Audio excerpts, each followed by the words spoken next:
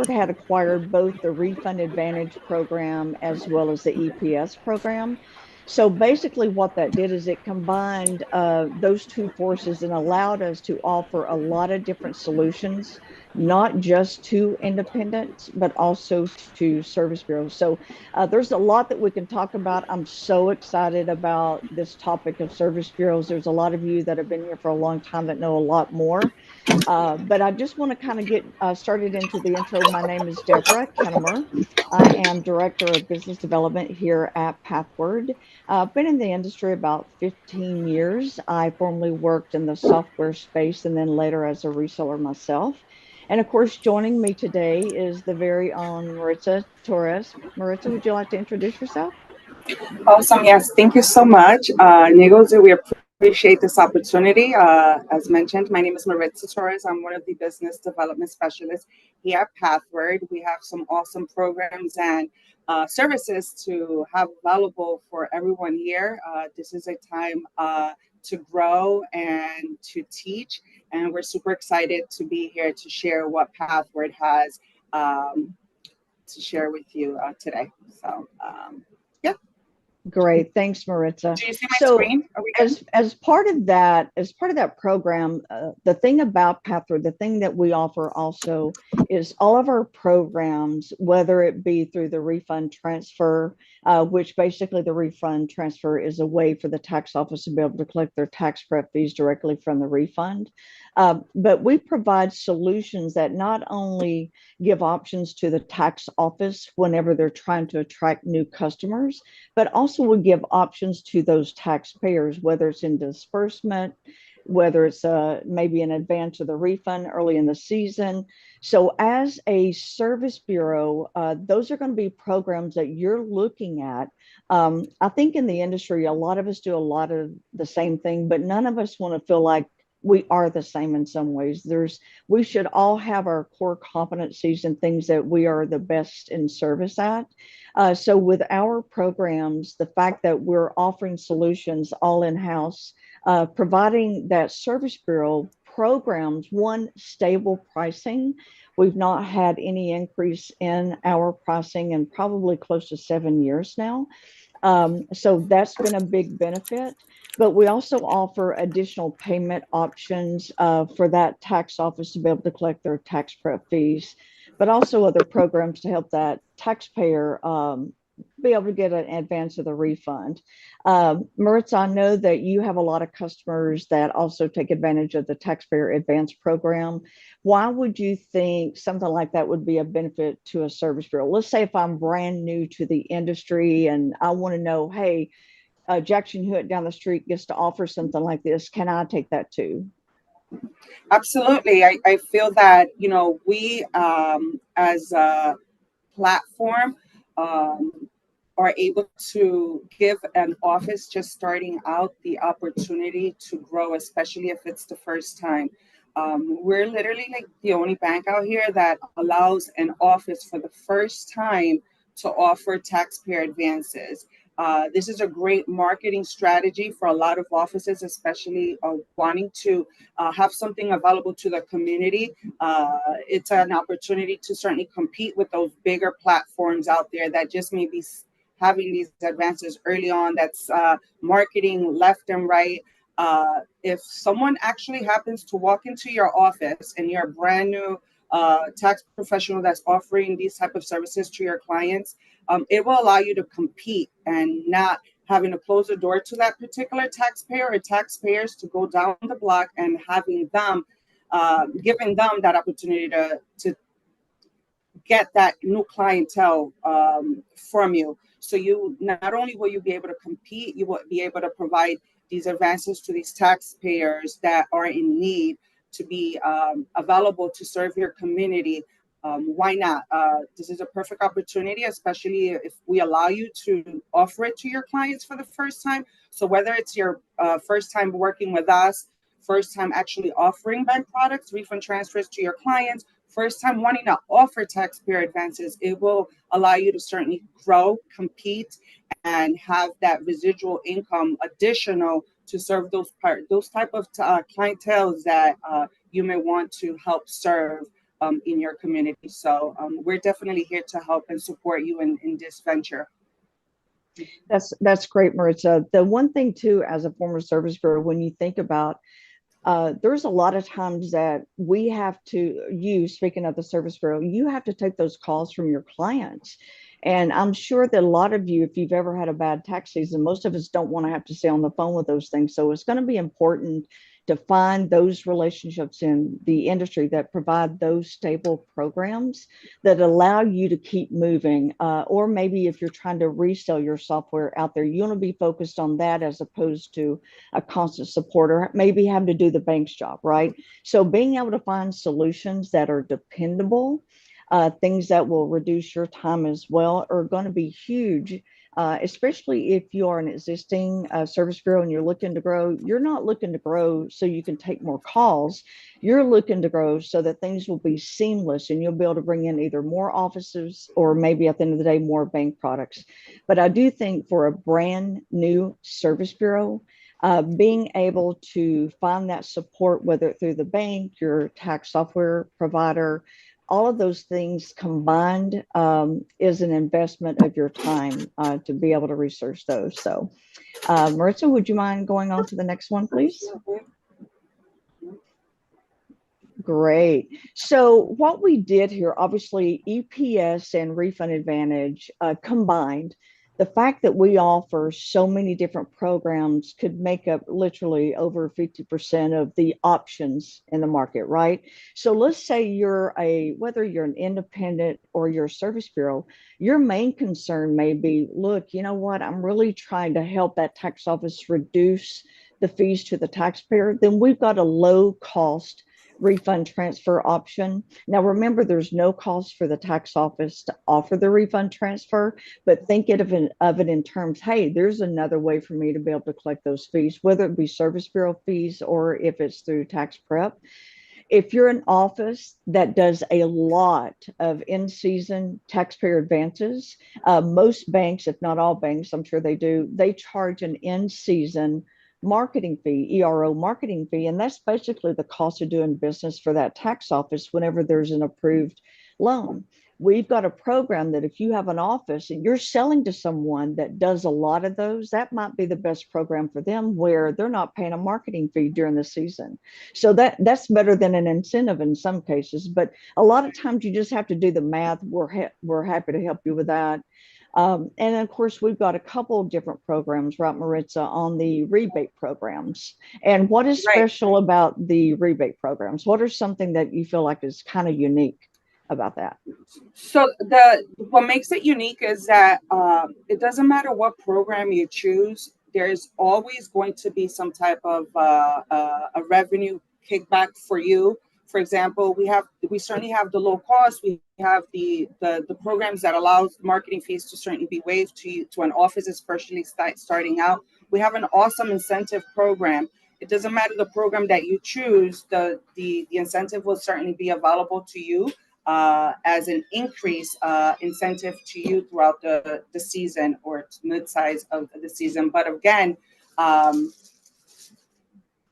the programs that are available will allow you to receive some type of an incentive so that you can not only continue to help your offices that you're intending to have under you. Additional to that, you will also be receiving some type of an incentive. They can receive an incentive. So why not have a kickback as a marketing strategy for you and the offices that you will be managing as a bonus? Like, hey, you produce, you can certainly receive some type of an incentive throughout the season, and offices can use this to, whatever method is it, to put it back into their business, to purchase the software, for the next season, for materials, for equipment. But our incentive program will certainly be unique compared to other offices or other businesses, banks out there. Mm-hmm. That's correct. And the thing with Refund Advantage and EPS, each brand has a rebate program. The difference is EPS does have a couple of those options to choose from, with e-bonus being the incentive program. Refund Advantage is an all-in-one. It doesn't matter. There's nothing else you have to sign up for. It's one program that includes that.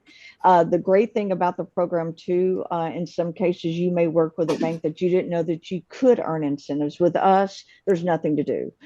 As soon as you sign up with us and you transmit the eligible amount in order to qualify, you immediately start earning incentives. So that's the unique thing. I will say that in the industry, that is not standard to do. Sometimes it requires you to have some additional negotiation, but just so you know, with us, we do have programs that you don't have to worry about that. It's just automatic.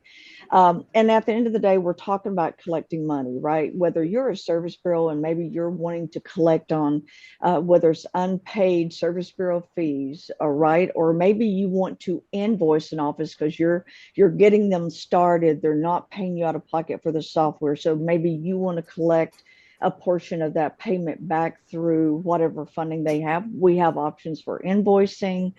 We can set up what we call franchise fees, which are available too. But primarily with us, everything is in-house. Our underwriting for the taxpayer advances, the underwriting for the refund transfers, the office loans and so forth. So we'll get into the office loans as well. So Merch, I think you've got a slide on that as well. So basically, to sum this up, is you are going to have offices that say they're going to come to you in September, October and go, hey, I need money. Well, the season doesn't open until most likely late January, right? There are offices that could be eligible to qualify for what we call working capital. Basically, it's in advance of their prep fees. So basically, there's an option for the preseason. They can get money as early as October the 1st, right? Depends on when they enroll, they're approved, they meet the qualifications. It does require prior year history, meaning if they were at a different bank and we don't have that history, you can send us those reports and we will have it reviewed. But the other may be, you know what, maybe you don't need the preseason. Maybe you just need some portion of those prep fees during the season while acknowledgments are happening, because the PATH Act, it takes a while, right? So right now you're having to cover payroll, pay the light bill and things like that. So the end season is great, where we can pay you a portion of your prep fee as early as the time that it gets acknowledged by the IRS, which is great. And I will say that's the lowest cost program in the industry right now. That, to me, the fee assist is one of the best programs available. And Maritza, I think you were going to cover the loyalty program. Mm-hmm. So, an additional to these lending programs to you as an office, this is a great program that will allow you to market and allow you to retain your clients that you have currently. This program will allow you to have funds available to your clients as early as December, with the same types of funds. Basically, it's going on a Faster Money card, our Visa card, and with the same card, this is the same card that your client can then come back to you and have their refund deposited into the card. So let's say the client you already have the client's all paperwork's needed. Your client comes in as early as December, although IRS hasn't opened, they need some type of funds, they need some type of assistance, whether they need, emergency.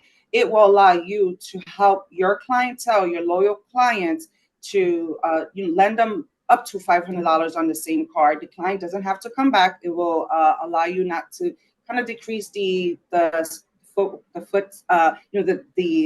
traffic in your office. The client actually can have the funds deposited into the same card. This will allow you to send these type of loyalty gifts to your clients. It can be funded anywhere from $25 to up to $500. It can say, well, thank you for being a loyal client. Those clients that may help you market and bring you in clients for marketing purposes. Hey, thank you for referring your family. That family just brought 5 or 10 other clients with them.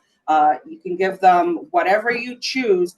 You decide if you would like these clients to pay you back, or is it just as a courtesy for being some loyal clients to you. It's just a great way to market, retain your clientele. It will allow to decrease the traffic in your business. like I mentioned, they can actually continue to have their refunds deposited in the same card.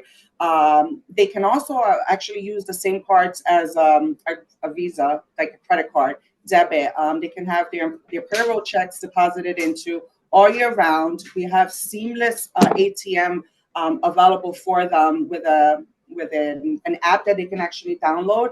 They can actually see which ATM machine is closer to them, so that they don't have to pay anything extra to use, like a standard debit card when we normally use ourselves, right? We use it outside our network. We pay to use the ATM in these particular ATMs. But with this, your clients will have the ability to certainly check in their area where they can actually use it without paying something additional.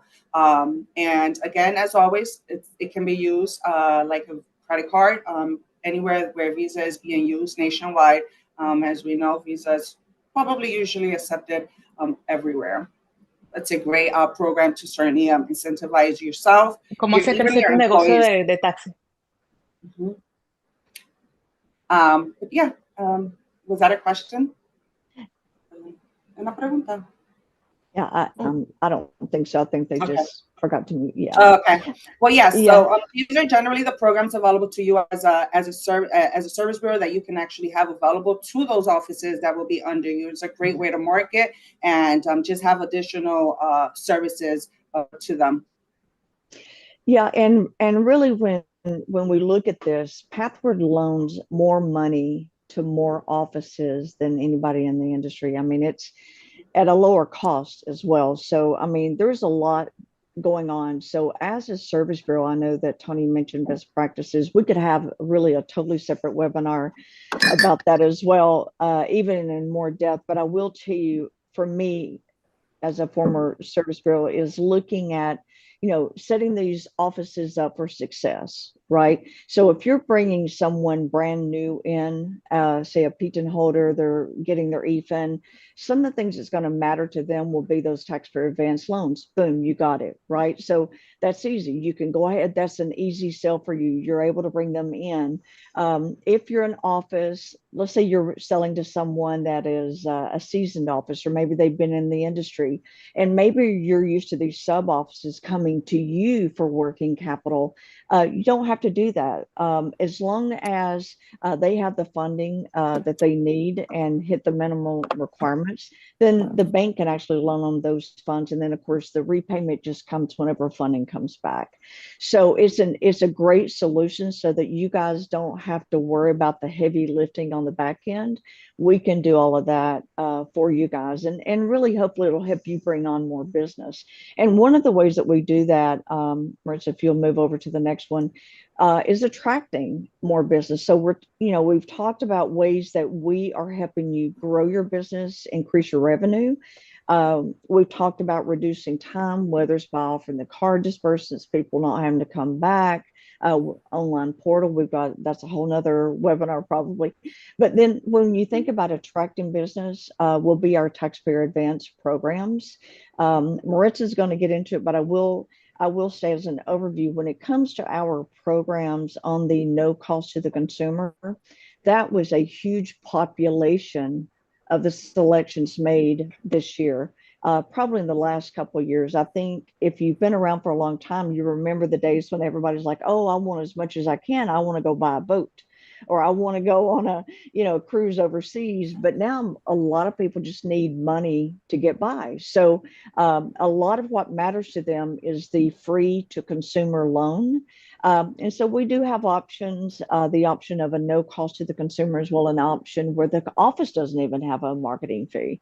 So I know that some of you are kind of familiar with the programs, but Maritza, I think you've got more details on that. Well, yeah, just as mentioned before, the Taxpayer Advance Program is one of the most popular programs out. It allows an office to, again, serve their community, have it available for their clientele. We've already provided over $1.6 billion in taxpayer lands alone this year.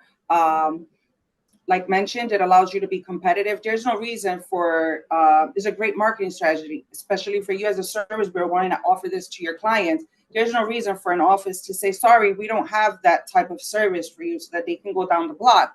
You definitely can have it available to your clients.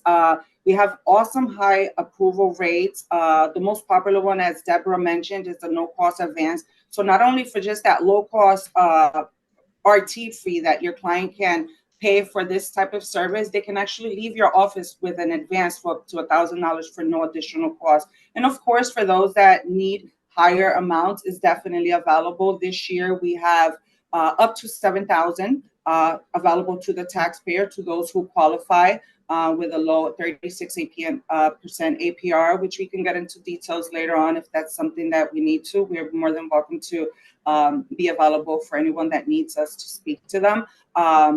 With this taxpayer advance program, we have an awesome program with EPS that we waive the marketing fee to you throughout the in-season, which with that alone, we have offices that actually save thousands and thousands of money just on marketing fees alone. With every program, you do have an ability to not incur additional fees when you want to offer these advances. As long as they go on the faster money cards, you can actually have it available and not having to pay a marketing fee during the in-season. And again, if your client needs it and you want to offer it, it's just marketing $34.95 a marketing fee during the season if they choose a check or direct deposit. And of course, our pre-act loans that are available to your clients as early as January 2nd is something very important to have, especially for an office that is looking to grow and certainly continue to serve their community. Those that qualify can actually have this type of program available to their clients as early as January 2nd. We're really excited about our programs. We have different ones available. Every office is different. We understand it. You may have offices that want to offer it. You may have offices that don't, but this is definitely available to you and whoever, your whole company, those offices that are looking to grow and be part of the industry as well.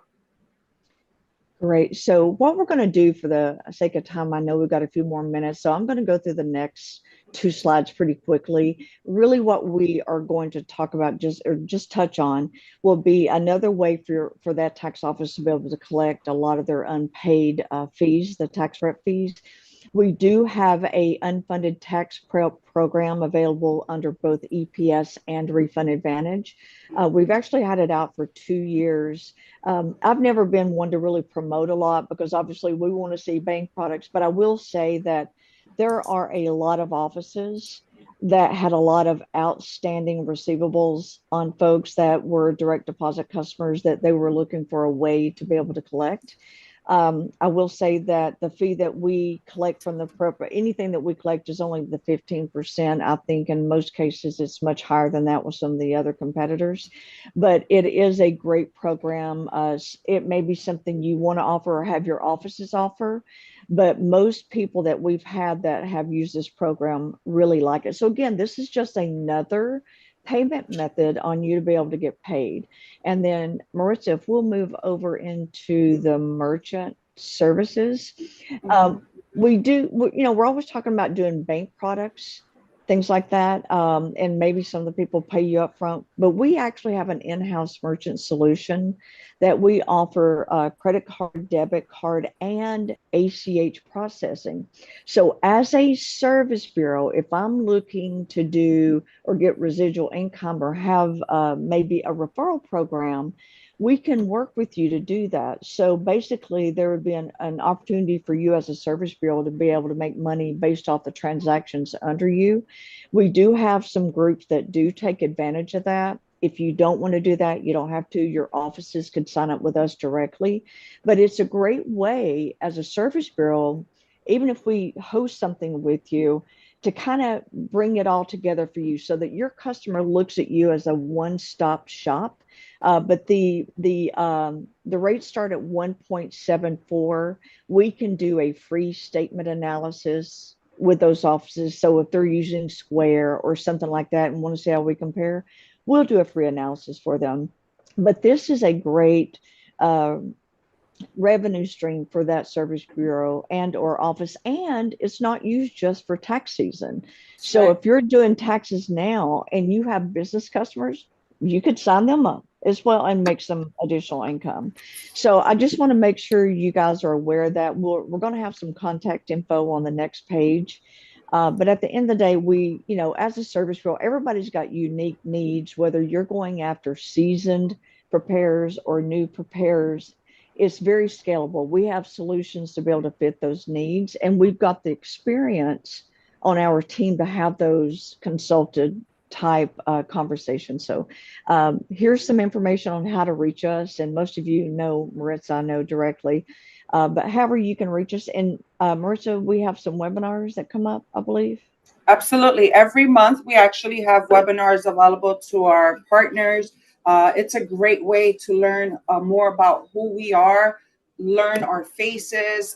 If you're already with us and you actually call in, you probably have spoken to each and everyone in-house, since we are locally here in the US. But the webinars allow you to be informed. We give you tips and pointers. We try to interact so that you get more familiar as to the services that we have available for you and your clients. But if you don't already know, we actually send out these emails every so often. Please keep an eye for it. All you have to do is register, and it's totally free to register. We actually do give out lunches on us, dinners, depending on what time of the day or evening it is. But yeah, please join us if you don't already do so. We love to certainly have you around and provide more details as to the services and the programs that we have available for you and your business.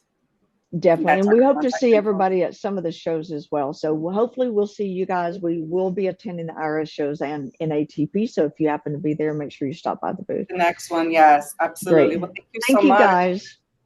Thank you so much, Deborah, Maritza. This is exactly why thorough meeting conference, right? So people can learn. Sometimes when you go to the tax forums or other tax events, it's just how to fill out tax forms, how to do tax law, which is cool, right? But some of us want to know how to make money, right? How to do a business, and especially in the service bureau industry. So all great information. By the way, we're recording this meeting today. All the meetings that we do on negozee, we record them and we place them on negozee TV. So we just launched negozee TV, a way for you to go and consume business content. We'll share that link here in a bit. But there is one question here before we go to the next speaker. Monica Duran is asking, is this service or product available for virtual offices? Maritza, Yeah. Deborah? Yeah, Sure. as far as the offering bank product program, if you have an online tax software, we are integrated with majority of all the tax softwares out there. We also have some customers that work with software partners that aren't integrated. That's fine. That just means they'll go onto our website and do the bank product. So certainly, whenever you're ready to purchase your software, just reach out to us and we can assist you with that enrollment. Absolutely. And I do want to say, I've known Deborah and Maritza for many years, as well as Wilson, who's not here today. But they do such a great job in getting you introduced to the bank and how it works, and they'll guide you step by step on how to do it and how to work it from your software as well. So don't hesitate on coming in early and emailing them early or calling them. Right. They will Right. definitely be there to help you out in whatever you need, and also teach you how to use the products that they just went through.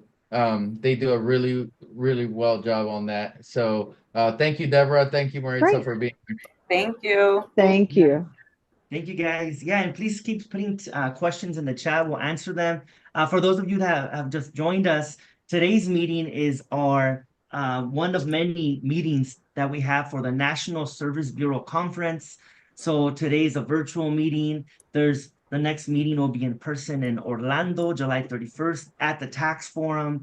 Then the next meeting at the San Diego Tax Forum, September 11th, it's a Wednesday. And then November 20th is a big conference, a National Service Bureau Conference. What it is experts on stage in panels and roundtables covering all about service bureaus, what it is, how to start one, how to grow one, how to get a sales team going, how to position the right products, how to upsell customers, how to find the employees, that understand this service bureau game. And so today's meeting is bilingual, right? So we just finished the English presentation, and up next we have a presentation in Espanol that is going to happen here with our friends from Tax Pro Tech. But before I introduce them, I want to introduce here one of our new colleagues on negozee, Alex Garcia. Alex is working with me and Juan on the West Coast to work with partners. Hi, Alex. How's it going? Hola, Alex. Saludos. Hi, everybody. Look at all these lovely faces. It's a bit early for that. I'm on the West Coast. So for all of you guys, I am taking care of brands and our sponsorship partners in this area. And anything you need, please, by all means, contact me between 9 and 6. And you know, just happy to be here with you guys and help your businesses grow.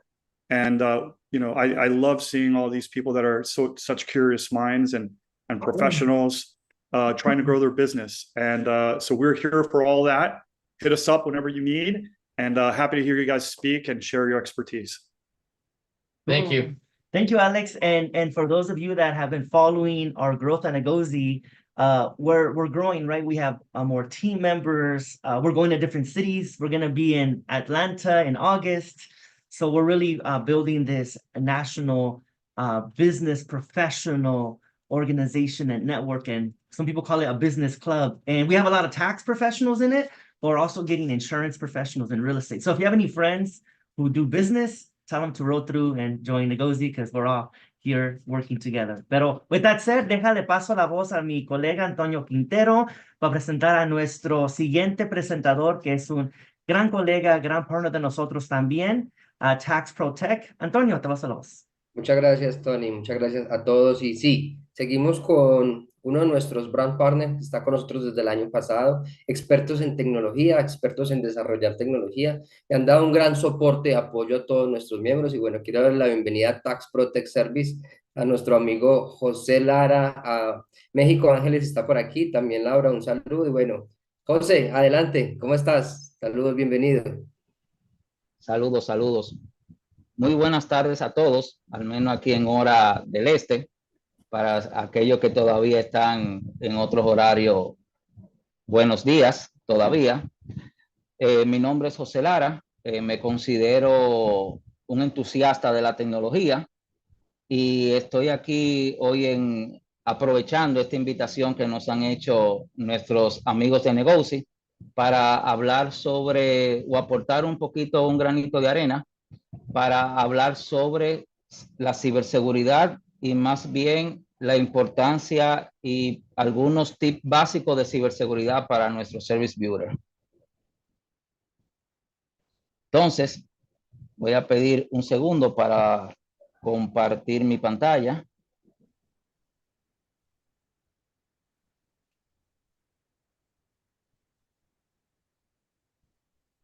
Dale, me avisa si te deja. Creo que sí. Vamos a ver. Disculpa, Antonio, a ver, ¿a quién? Lara, a José. Un segundo, déjame, Déjame. hacemos el code. Sorry No, creo about que that. tienes que Go ahead, hacerlo tú, sí. right? Now. Y ahora sí, me avisa Ahora si. sí.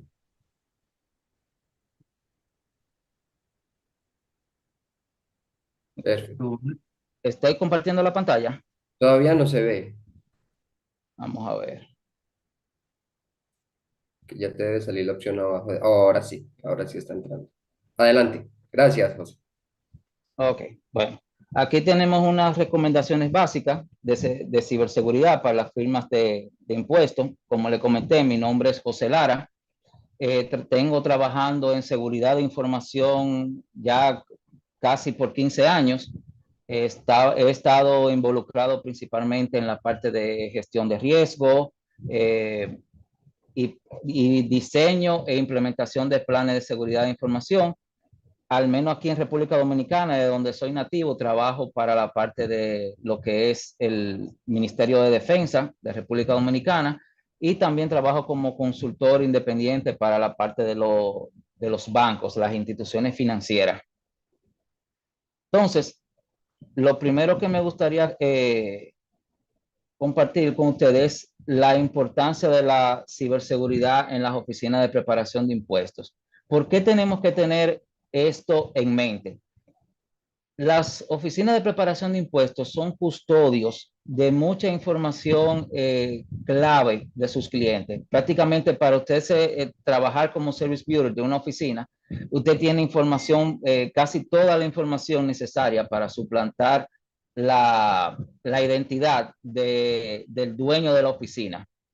Uno siempre necesita el seguro social de la persona, el ID, datos de incorporación de la oficina, y también datos como pueden ser el EIN o el IFIN. También tenemos el acceso a diferentes plataformas que son necesarias, donde nosotros seteamos, por ejemplo, información para la oficina, como a qué cuenta bancaria van a ir los fees y todo eso. Y por eso nosotros tenemos que tener o ser muy celosos de cómo somos custodios de esa información. ¿Por qué? Porque en caso de que esa información se vea comprometida, esa oficina y los clientes de esa oficina se pueden ver afectados, y a nosotros como negocio eso puede terminar en pérdidas financieras y pérdidas reputacionales, las cuales si un daño reputacional incluso muchas veces supera el daño financiero, porque el daño reputacional a largo plazo es incuantificable. Incluso muchas empresas que se han visto envueltas en incidentes de seguridad, al cabo de entre 3 a 5 años, terminan cerrando, no por el daño financiero que le hizo el incidente de seguridad como tal, sino por el daño reputacional que vino después, y se vio y se pudo ver a largo plazo cuando la empresa terminó perdiendo los clientes, nadie ya quería los servicios, y al fin y al cabo se terminan cerrando. Entonces, ¿cuáles son las principales amenazas que nosotros vemos en el día a día? Tenemos las amenazas de malware, que malware abarca todo lo que es código malicioso, que puede convertir nuestra computadora, la pueden convertir en algún botnet, pueden crear backdoors, no solo en nuestra computadora, sino que pueden entrar a nuestra computadora y de ahí pueden esparcirse a toda la red de la oficina, de las empresas, e incluso se apalancan en software que nosotros usamos como Service Bureau para dar soporte y todo eso, para incluso poder hasta llegar a las redes de y los equipos informáticos de nuestros clientes. También tenemos la amenaza del phishing, que año tras año sigue siendo una de las amenazas principales. Siempre, como dicen, anda cabeza con cabeza compitiendo contra el ransomware, pero sigue siendo una de las amenazas principales porque ataca o se aprovecha de la debilidad humana para afectar los sistemas. El phishing no es más que ese correo que viene con algún enlace, algún código malicioso y busca atraer a la persona para que ejecute la acción que el ciberatacante desea, y con eso ya le abre la puerta a la actividad que el ciberatacante o tiene intención de realizar. Y tenemos también la amenaza del ransomware, que no es más que ese código malicioso que busca encriptar nuestras computadoras y secuestrar la información para luego pedir un rescate por o incluso la información que extrajeron. Amenazan, en caso de que no se pague por el rescate, amenazan con hacerla pública o venderla en lo que es la dark web. Aunque existen una infinidad de amenazas, pero no tenemos el tiempo, lamentablemente, para definirlas todas, pero estas siguen siendo, desde hace aproximadamente 4 o 5 años, siguen siendo las amenazas principales no solo para la oficina de preparación de impuestos, sino prácticamente para todas las áreas de negocios principalmente las pymes. Entonces, ¿qué medidas básicas de protección nosotros tenemos que tomar en cuenta en nuestras oficinas para crear una ciberhigiene adecuada? Tenemos que utilizar contraseñas seguras y reforzarlas con lo que es MFA, Multifactor Authenticator. No hacemos nada con colocarle un usuario y una clave a los sistemas cuando por alguna u otra razón, si nuestra computadora se ve afectada por un malware, la persona puede robar esas credenciales y utilizarlas. Ahora bien, si nosotros utilizamos nuestros usuarios y clave con un factor de autenticación adicional, como puede ser biométrico, puede ser un SMS, aunque los ciberatacantes, los delincuentes puedan tener el usuario y la clave de nuestros sistemas, nunca van a poder entrar a menos que no tengan ese factor de doble autenticación. Al día de hoy es el sistema que mejor ha funcionado, principalmente con lo que se conocen como sistema de doble autenticación duros, que son llaves criptográficas, es decir, no son llaves criptográficas, sino que son equipos o un hardware en específico que incluso pueden ser memoria USB o tarjetas NFC, que cuando entramos a los sistemas tenemos que conectarla a nuestra computadora para que así exista una validación adicional. También hay aplicaciones que se pueden instalar en nuestros teléfonos móviles, como la que son Google Authenticator, existe las PAS, existe Microsoft Authenticator, que lo que hace es que genera a cada 30 segundos, genera un código diferente. Entonces, cuando entremos a nuestro sistema, colocamos ese código, que es un código temporal, que luego de 30 segundos va a cambiar y solamente se puede usar una sola vez, vamos a poder tener acceso a nuestro sistema. Y eso es una muy buena y es básico. En muchas de las ocasiones no cuesta, no tiene un costo. Muchas de estas herramientas son totalmente gratis o tienen al menos una versión gratis y podemos usarlas en nuestras oficinas y podemos como política y obligación que todos los usuarios de nuestra oficina y todos nuestros sistemas requieran esta herramienta de validación. La segunda recomendación es mantener nuestro software actualizado. Yo vengo de esos tiempos donde cuando existía o había una actualización de nuestro sistema operativo, que era una actualización a veces hasta cada 3 meses. O sea, era algo que no se actualizaba muy frecuentemente. Incluso no lo hacía automático. Uno tenía que ir a la página, por ejemplo, de Microsoft y descargar lo que son los Service Pack para actualización. Uno a veces no quería actualizarlo, inmediatamente salían porque uno tenía el miedo de que esa actualización pudiera dañar algo en el sistema. Pero ya hoy en día estos sistemas de actualización han mejorado mucho.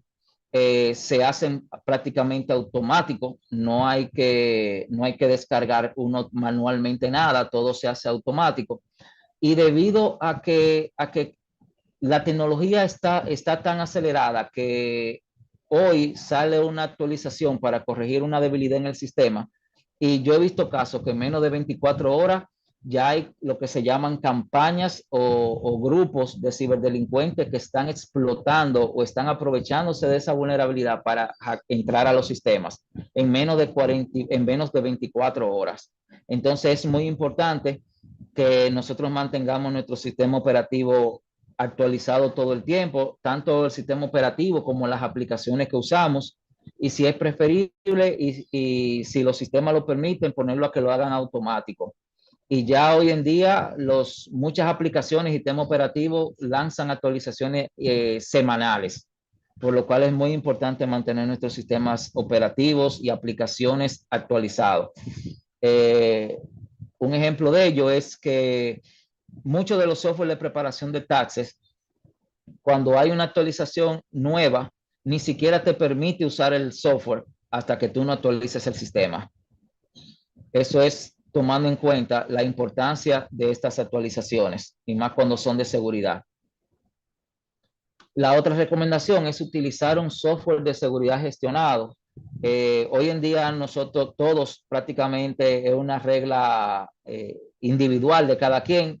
Una computadora le ponemos un antivirus. Pero cuando nosotros trabajamos en una oficina donde tenemos una red, tenemos varias computadoras, servidores y todo eso, tener un antivirus clásico no es suficiente. Ya los códigos maliciosos y todo eso, un simple antivirus no es suficiente, y más cuando se presentan esas alertas. Todas esas alertas tienen que ser monitoreadas y trabajadas mediante una consola de administración de esa solución de seguridad. Es decir, alguien debe de recibir esas alertas de seguridad y esta persona sería la responsable de actuar. Incluso ya existen software de protección contra malware que vienen dotados de inteligencia artificial y todo eso, que permite al software tomar acción cuando se encuentra con una amenaza. Es decir, el software mediante inteligencia artificial puede pelear, por decirlo así, con ese ataque que se está llevando en tiempo real. Y también ya hay muchas soluciones que ofrecen lo que se llama MDR, que es Managed Detection and Response, donde cuando hay un evento de seguridad o un posible incidente de seguridad, ese proveedor del software tiene un equipo humano que se encarga remotamente de establecer esta batalla con esos atacantes y en la mayoría de los casos lograr un término satisfactorio, ya que cuentan con un personal especializado para ese tipo de cosas. Y el otro recomendación es la parte de realizar copias de seguridad. Yo recomiendo al menos un principio básico de backup que se llama 3-2-1, el cual lo que dice es que realices 3 copias de seguridad y esas copias se almacenen en 2 sitios diferentes, y el uno es que el tercer sitio debe ser fuera de tu oficina y fuera de línea. Un ejemplo de ello es que yo cuando realizo backup, yo puedo realizar un backup que me haga un backup en un disco duro que está conectado a la red, otro backup me lo haga en otro equipo diferente, y un tercer backup me lo haga en un dispositivo que yo lo voy a desconectar y lo voy a mantener desconectado de cualquier red o dispositivo de cómputo. Algo simple que incluso también no tiene ningún costo es que usted puede utilizar una herramienta del mismo sistema para hacer backup y decirle que le haga un backup local, un backup en una nube que puede ser OneDrive, Google Drive o Dropbox, que es muy utilizado. Y el tercer backup usted lo hace en un disco extraíble, lo desconecta y se lo lleva para su casa y lo mantiene fuera de la oficina. Usted se puede comprar 2 o 3 discos para que así los rote y usted siempre tenga un último backup desconectado y fuera de la oficina. Porque se puede dar algún caso que por temas de la naturaleza, la oficina se pierda todo en la oficina, o sea, usted tenga una inundación, se dañe todo en la oficina, y si usted no tiene ese backup fuera de la oficina, usted puede perder la data. Lo otro es que para mí es el punto más importante, es entrenar al personal. El ser humano o los empleados, como decimos nosotros mismos como miembros de la oficina, somos el eslabón más débil de la cadena. Y créanme, los ciberdelincuentes lo saben muy bien, y por eso cada vez ellos dedican menos tiempo y esfuerzo en atacar las redes, y cada vez ponen más esfuerzo en atacar al individuo, porque el individuo es el punto más débil. Entonces, si usted en su oficina tiene el mejor antivirus, tiene el mejor firewall, tiene todo actualizado, pero el personal suyo no sabe distinguir entre un correo falso y un correo genuino, entonces el hacker no va a tener que hacer absolutamente nada. El usuario o el empleado suyo es que va a dar el clic, como dice. Entonces, por eso es muy importante en la parte de entrenar a su personal. Ya hay muchas herramientas y soluciones. Lamentablemente no conozco ninguna que sea gratuita, pero la seguridad cuesta y es una inversión que vale la pena hacer. Y existen muchas plataformas para entrenar al personal, o sea, el end user, que no es un personal tecnológico, sino es un usuario final. Hay muchas herramientas y plataformas que sirven para entrenar en ciberseguridad a ese tipo de personal.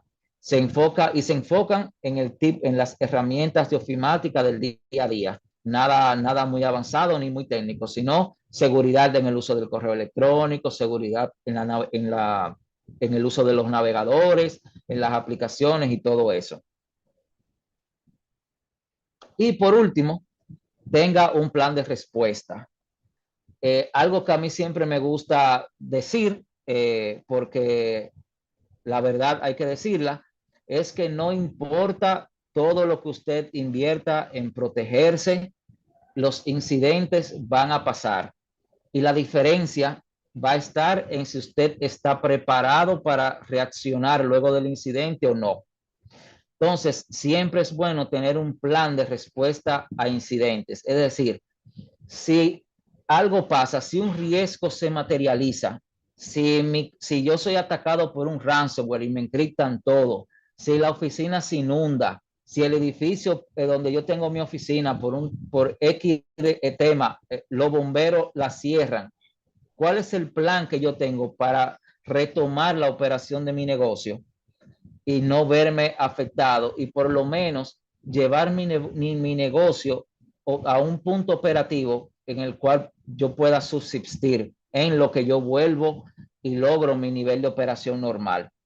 Este es algo sumamente importante que no debe de faltar en nuestras oficinas, porque recuérdense que los service bureau somos un negocio de apoyo.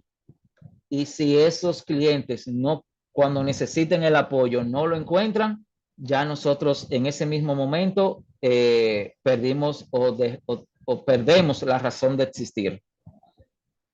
Entonces, eso es sumamente importante. Estos eran los puntos que yo quería compartir con ustedes. Si tienen alguna pregunta, quedo aquí a la orden y también luego de la presentación me voy a quedar aquí escuchando a los otros invitados. Muchísimas gracias, Lara. Te decimos Lara porque ya estamos acostumbrados a decirte por el apellido, pero realmente No, deberíamos llamarte José. sí, pero déjame decirte que todo el mundo me conoce por Lara. Todo. Cuando alguien se entera que yo me llamo José, se sorprende. Mucha gente cree que Lara es mi nombre, pero así es que todo el mundo me conoce. Incluso a veces me llaman por José y yo ni volteo la cara porque creo que no es a mí. Muchas gracias, José Lara, porque gracias a que Tax Protect Service es parte del ecosistema de negozee, nos da a nosotros pues una confianza, una confiabilidad de que tenemos a alguien experto en este tipo de cosas, pues no solo digamos en ofrecer lo que es un tax software, pero también dar soporte tecnológico y en temas de cyber security. Entonces eso nos tiene pues muy contentos de que hagan parte de este ecosistema. Muchas gracias. Siempre a la orden. Claro que sí. Bueno, Tony, entonces seguimos con nuestro próximo invitado. Sí, sí, sí, y hay que hacer un question. Vamos a lanzar una Deborah María, quiere una consulta. Ah, a ver, ¿tienes acceso, verdad, Antonio? Oh, I think he's on mute. You, estás en mute, Antonio. No sé si Oh, me... creo que se te cortó un poco el audio ahí, Tony. ¿Me puedes volver a repetir, por favor? Oh, no, iba a decir, vamos a lanzar un polling para Pathword. Si entras a los polling questions, para los que escucharon la presentación de Maritza y de Debra, si gustan una consulta con Yes. Debra o Maritza, déjenos saber. If you're looking for a follow-up consultation with Debra or Maritza from UPS Financial and Refund Advantage, please let us know so we could connect you with them. That's what we like to do here at negozee. We want to connect you with the experts and the resource. So if you enjoyed the presentation and want a follow-up phone call, please click there. And then después de esta, hacemos la pregunta para los de Tax Protect. Pero Para sí, Tax Protect Service, que quieren conectarse como con Tax dijiste, Pro. Gracias, Tony. sí, no, gracias. Como dijiste, Antonio, wow, gran información, right? Every speaker has something to contribute here. Aquí, José Lara está hablando de algo que está saliendo en el IRS. So, hoy mismo estamos recibiendo información del IRS. There's phishing scams, ¿verdad? Que hay más scams. So, si vas al IRS, mientras que hacemos el polling question, let me share my screen. Security Summit IRS. Grupo que trabaja para proteger a los taxpayers, también los tax professionals. So let me share my screen here.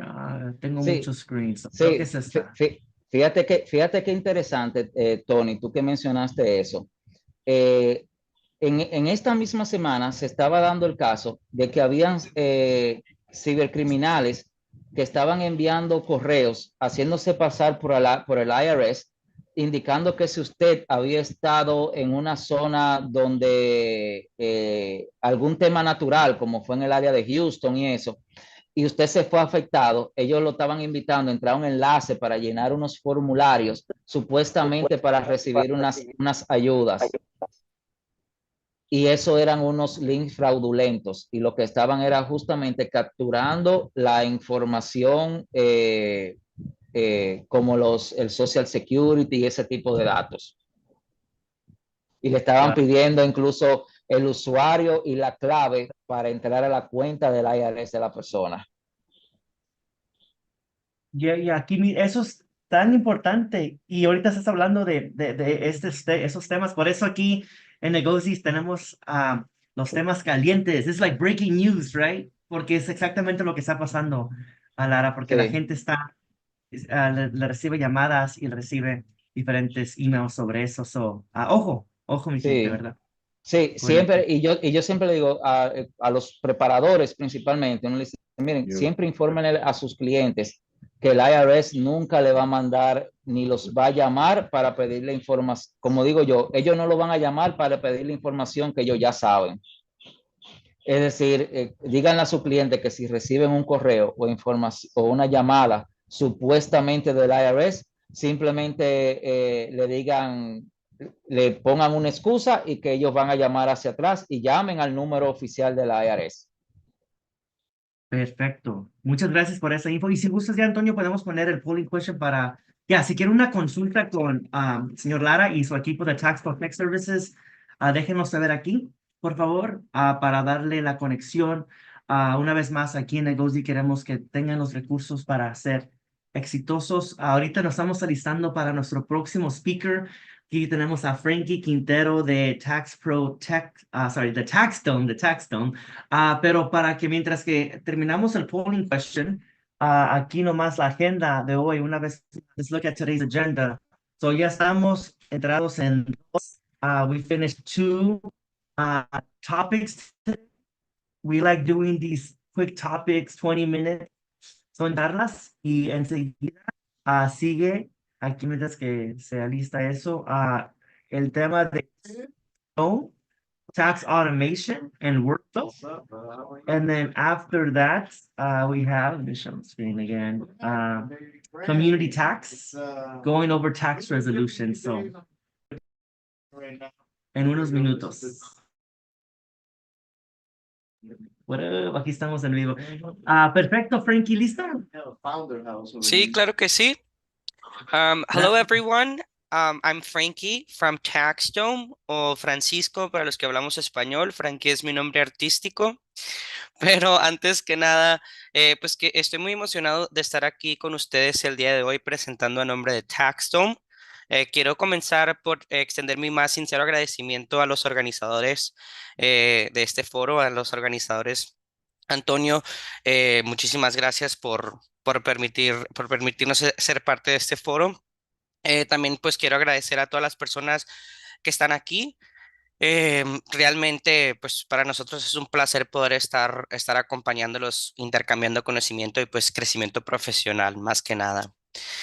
Miren, realmente quiero hacer esta presentación dinámica, quiero hacer esta presentación corta, porque sé que tenemos bastantes temas por abordar. Quiero dar una breve introducción de qué es Taxstone, qué es lo que somos como empresa, qué es lo que buscamos. TaxDome pues está dedicado a simplificar las tareas fiscales y contables. Nuestras características innovadoras permiten a profesionales como ustedes gestionar sus flujos de trabajo, comunicarse con sus clientes y ofrecer un servicio de primera calidad.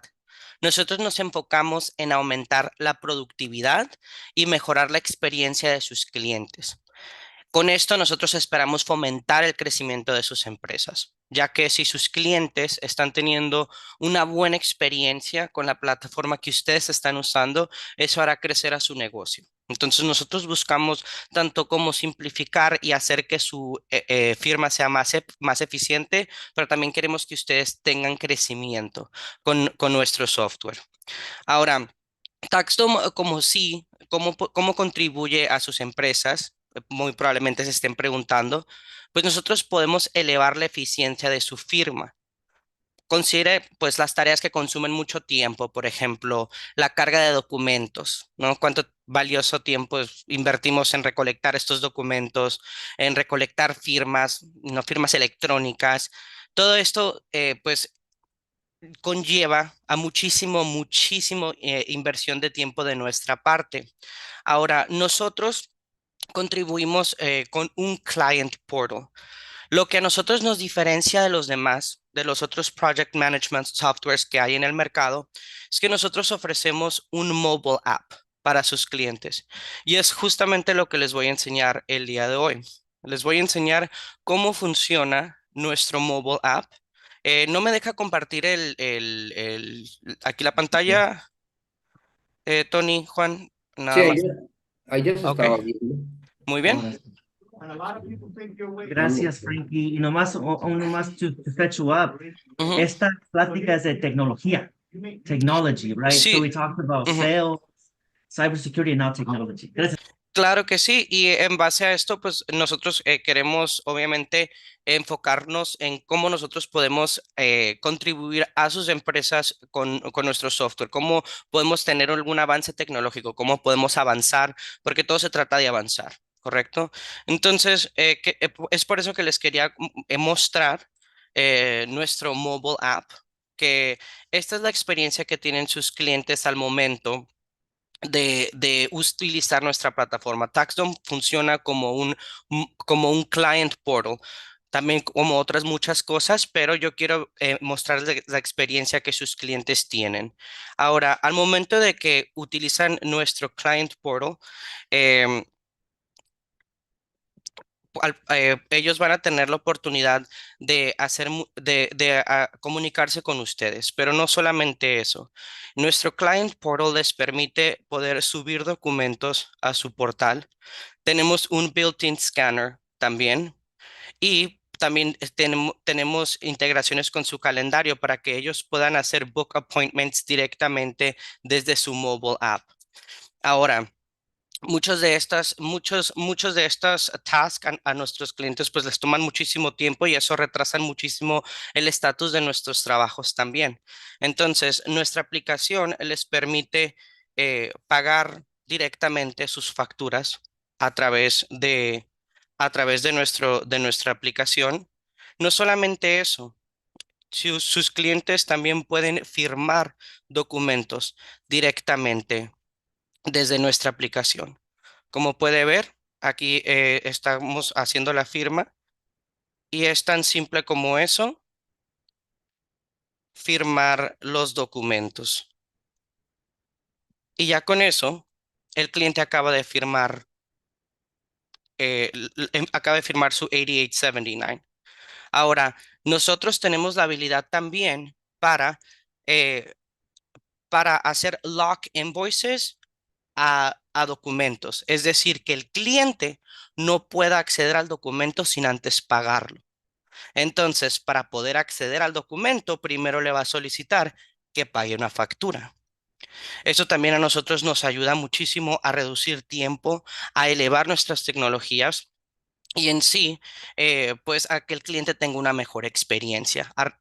Ahora, no solamente nuestros clientes tienen la oportunidad de a firmar facturas, de pagar facturas, de firmar documentos.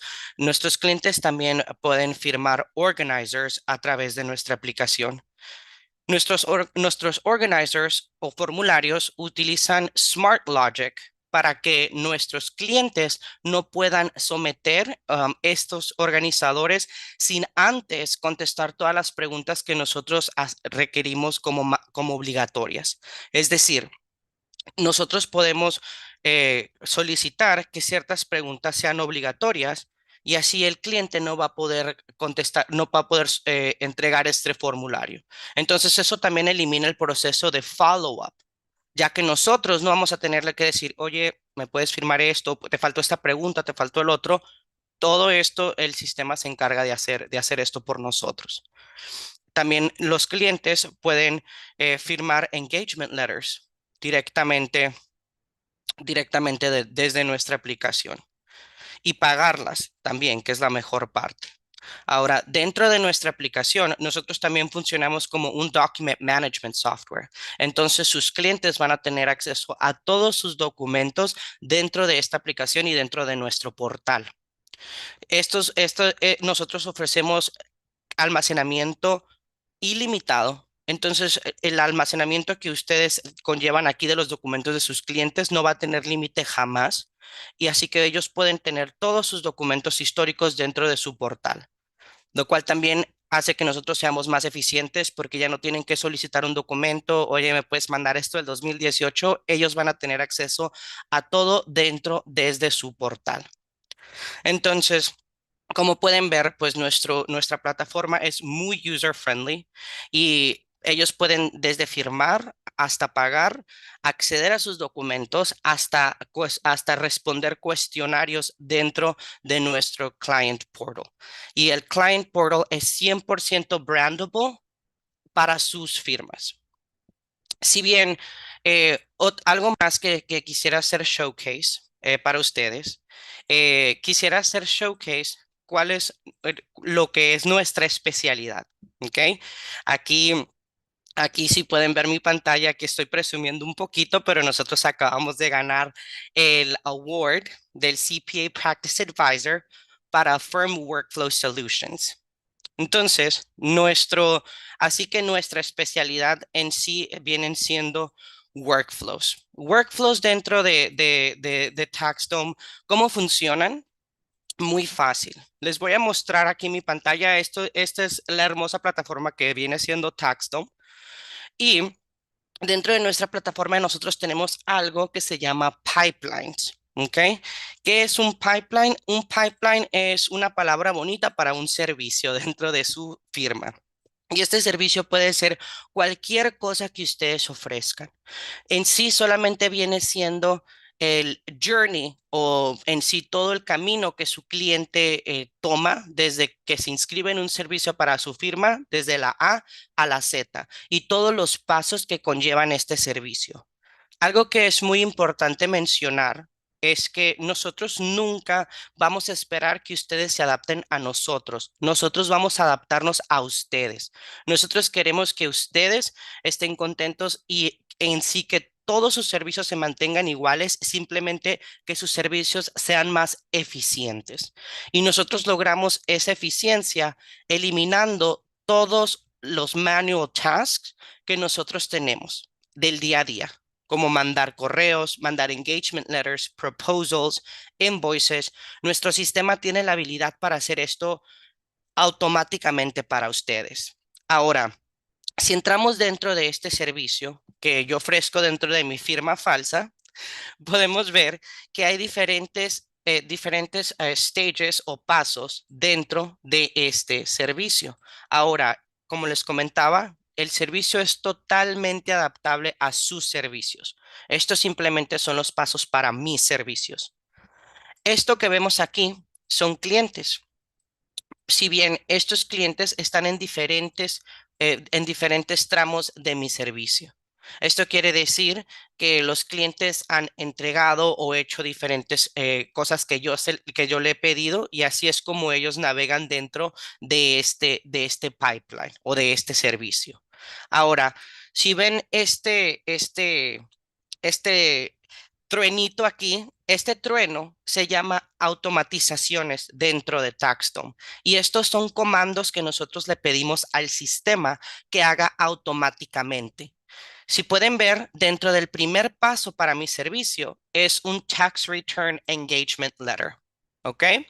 Y podemos ver aquí que yo les mando un correo. Hay dos correos aquí, no le estoy mandando dos correos al cliente. El sistema le manda un correo a mis clientes nuevos y a mis clientes viejos. Es decir, esto es totalmente personalizable.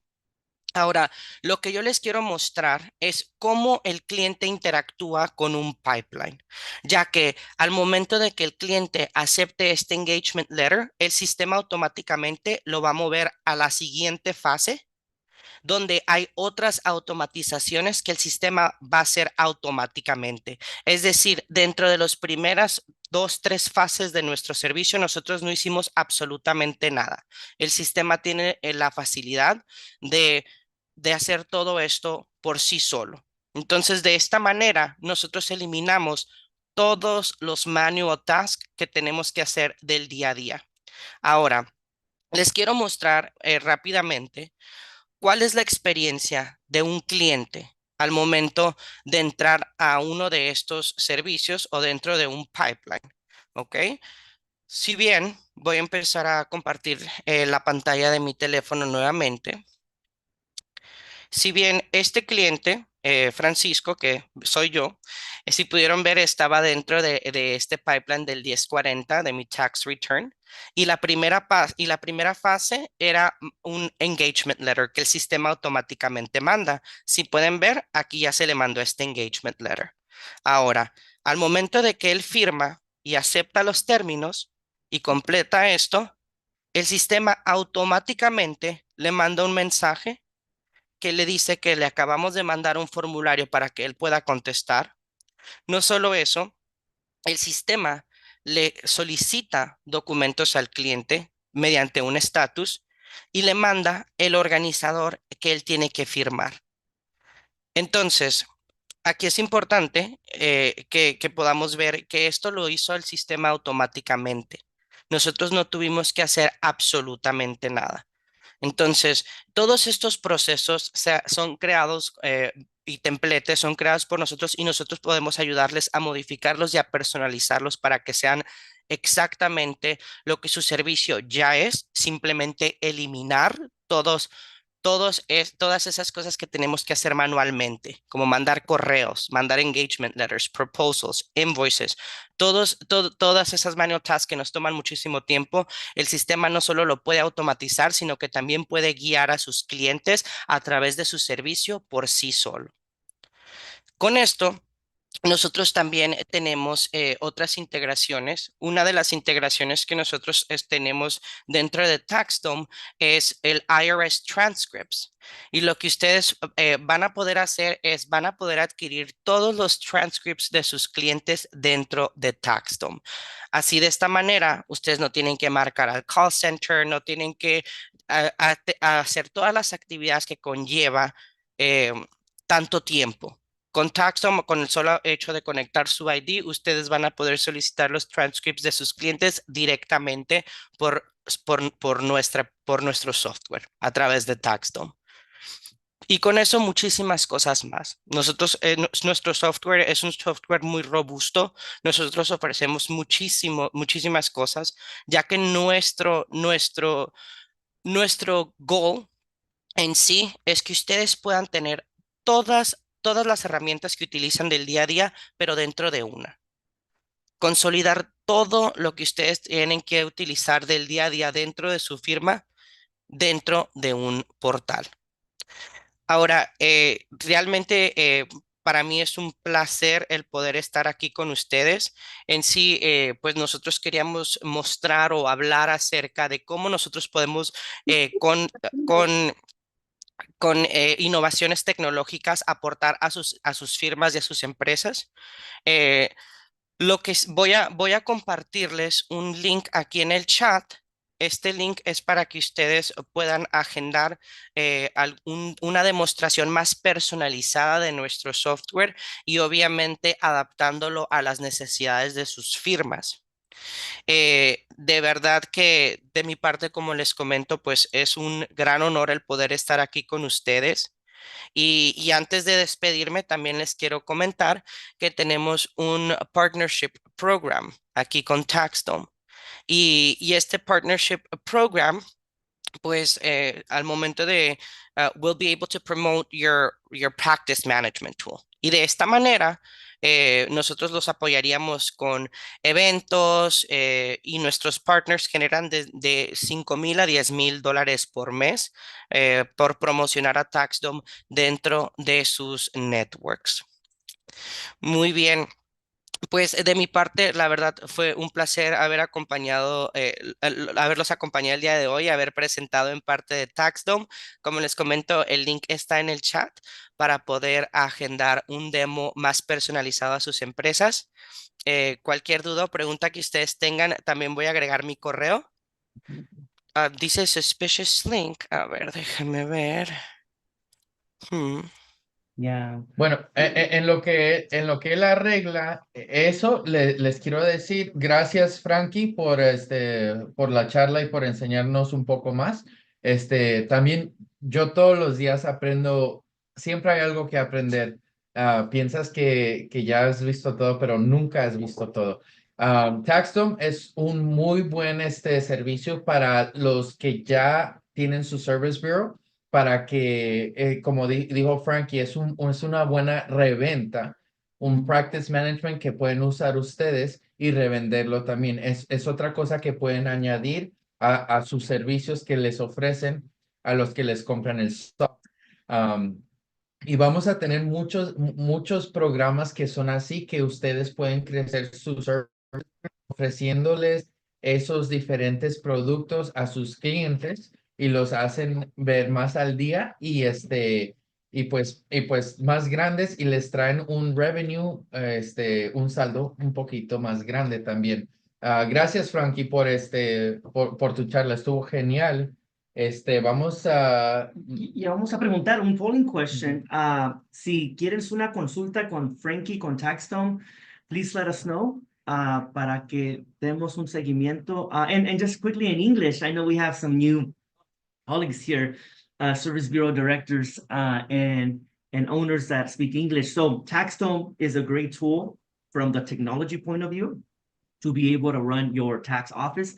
If you have a tax service bureau, you may be interested in reselling TaxDome to your offices. So that's what's really great about the Service Bureau Conference and about negozee in general, is you saw today the first call, the first presentation was around Service Bureau production, sales and marketing, all the great things that Pathward, EPS, and Refund Advantage has for you this year.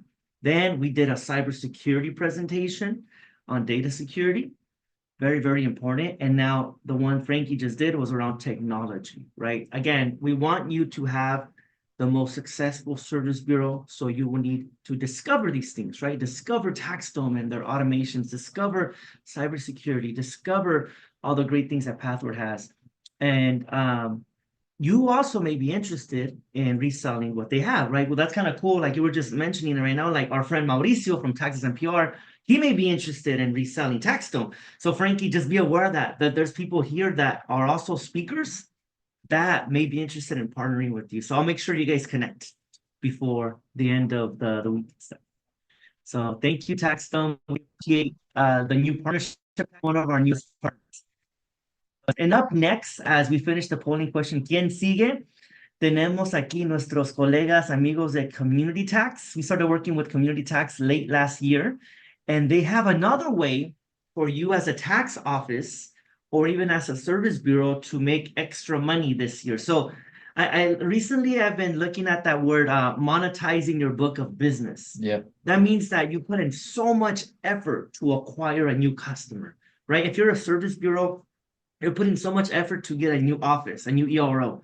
But once you have them, how do you retain them? So you sell them tax software, you do the bank product production, you may sell them TaxDome, you may do data security, but also you may consider doing tax resolution services. And we work with different partners in this arena, but one of them is Community Tax. So le voy a pasar la voz. I'm going to introduce here Sandra from Community Tax. I know Paul's here with us. So Sandra Rodriguez, bienvenida. How's it going? Hi. Good afternoon or good morning to some of you. How are you all? Thank you so much for having me today.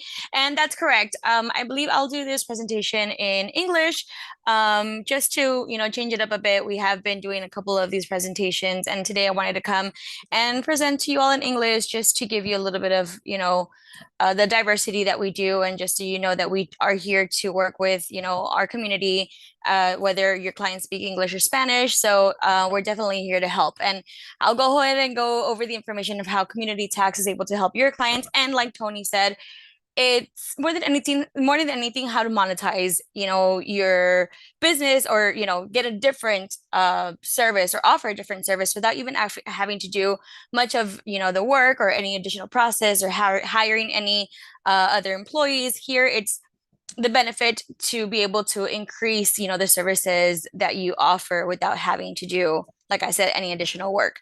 So I'm going to go ahead and see if I can share this screen with you all. And are you able to see the screen? Not yet. I think we need to make Let's you see. There you go. You got it? Does it work? Sí. Perfect. Yes. Okay. Thank you. Okay, so like I said, we're community tax, and our goal or our process is to offer a resolution program to your clients when you're now in the process of filing the return for your clients, and now it turns out that they are owing to the IRS and they're not sure what to do. That's where community tax comes in. That's a service that we're here to offer to help your clients and be able to get them into a resolution, get them into that additional that additional help to them when resolving a situation that they're having with the IRS. So that's the goal of community tax. We're here to work with you when you're filing a return for your clients and it turns out that they owe to the IRS. That's the process or the step that we're going to help them in. And the way we do that is that we have a two-phase process in our service.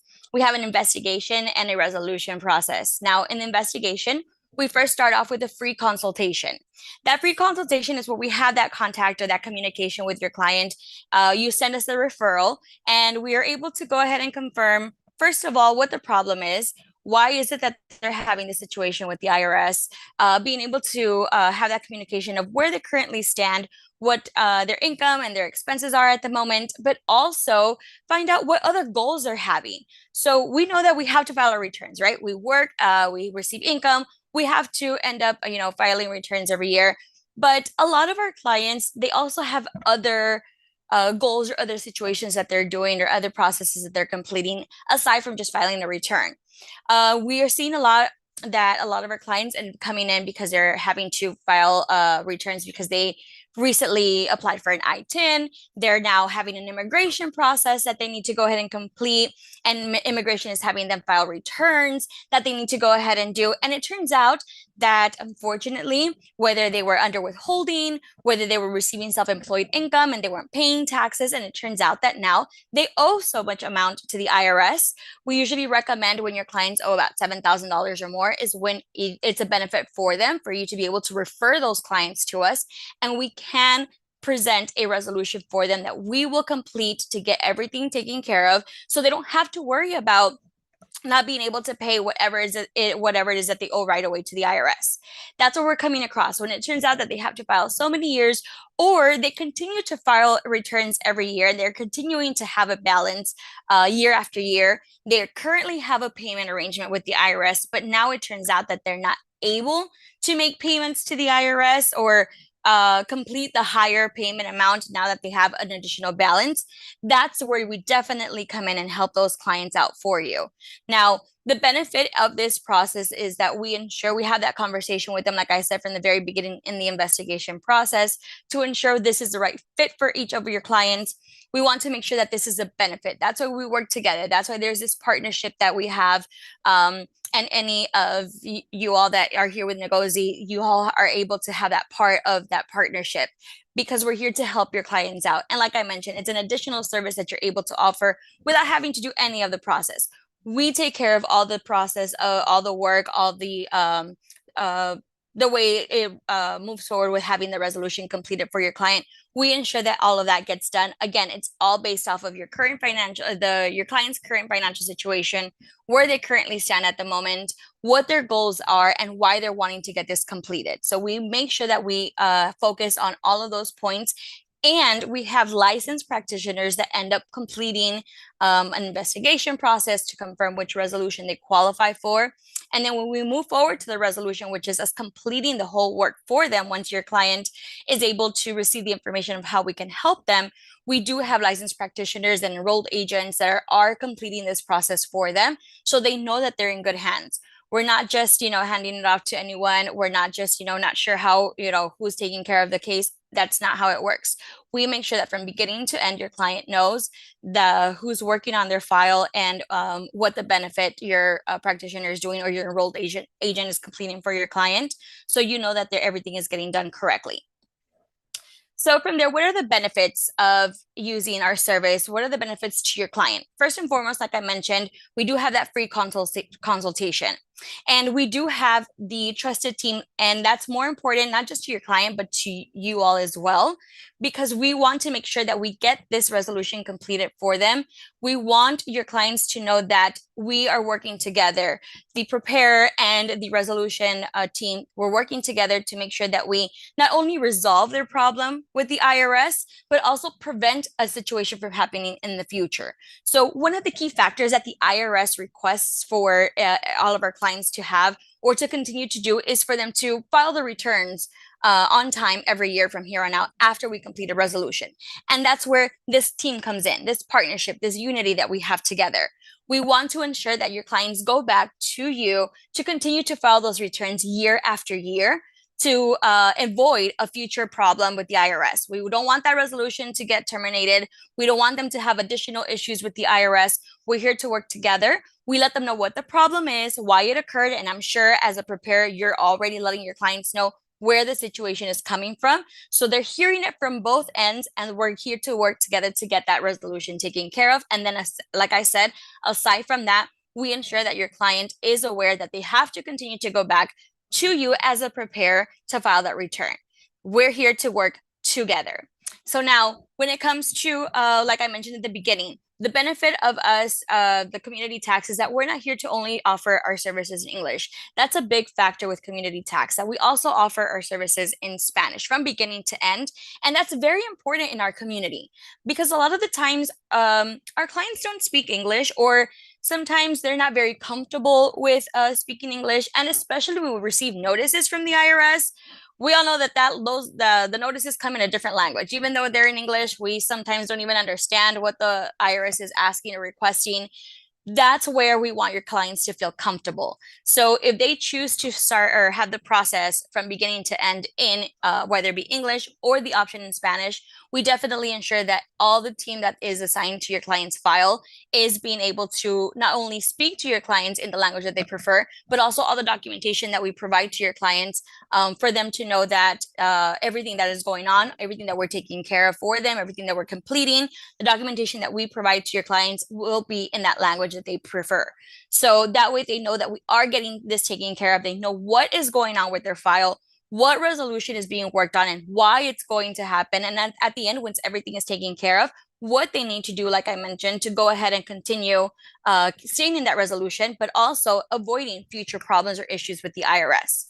So again, that's something very important that we do see that our clients are preferring. They do like that fact that they're able to choose that option, whether it be English or Spanish, and that makes them feel more comfortable, more at ease, that they know that we're here to work for them, not against them.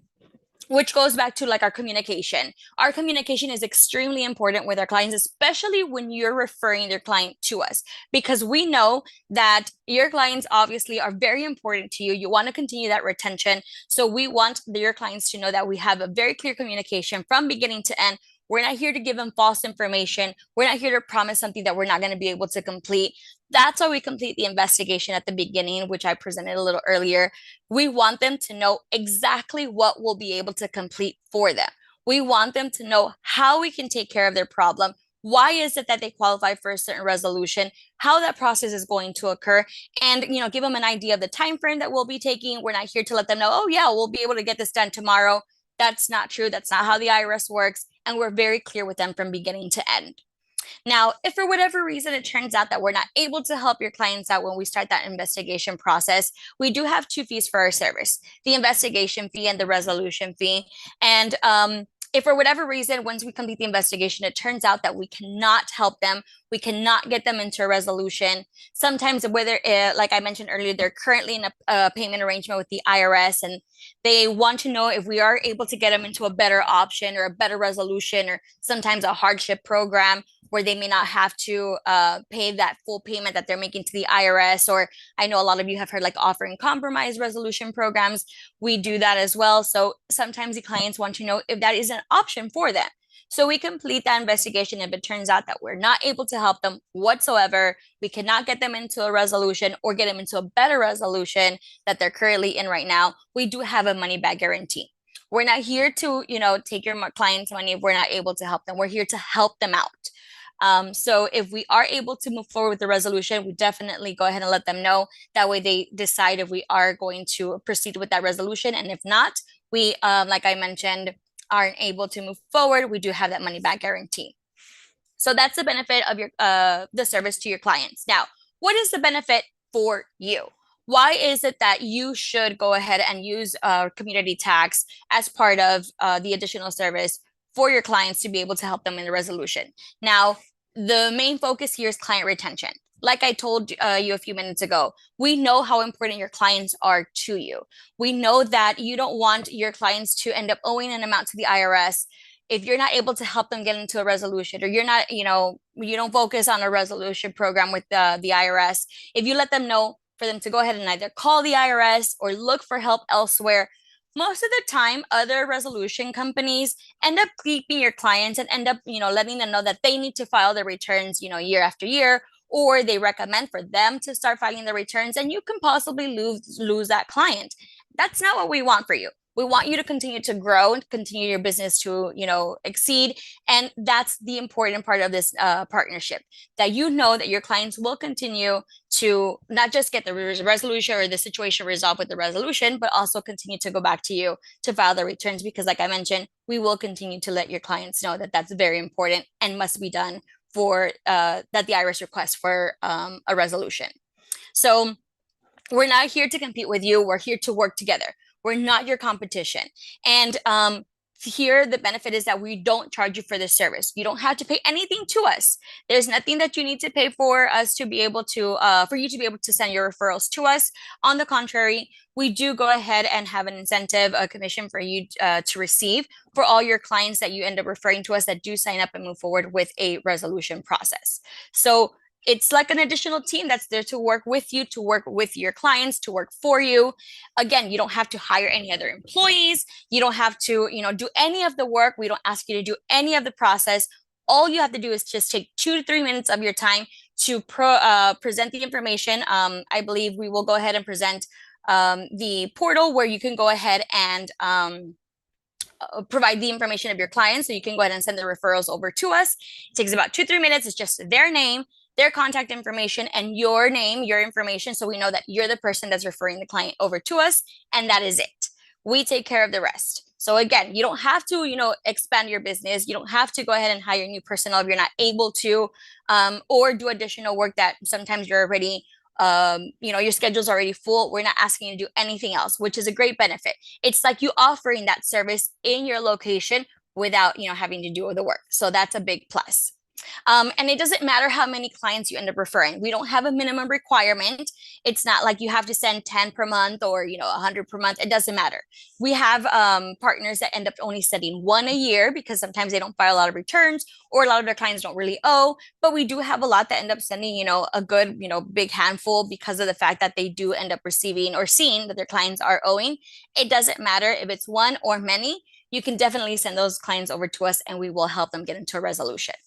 So now I know sometimes it's very difficult to have those conversations when you end up filing that return for your client and it turns out that owe this amount.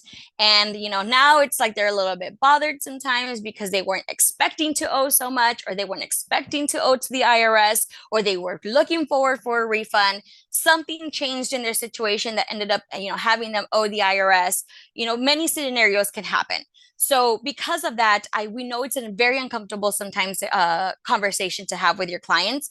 And that's what we're here for. We're here to have those conversations with them.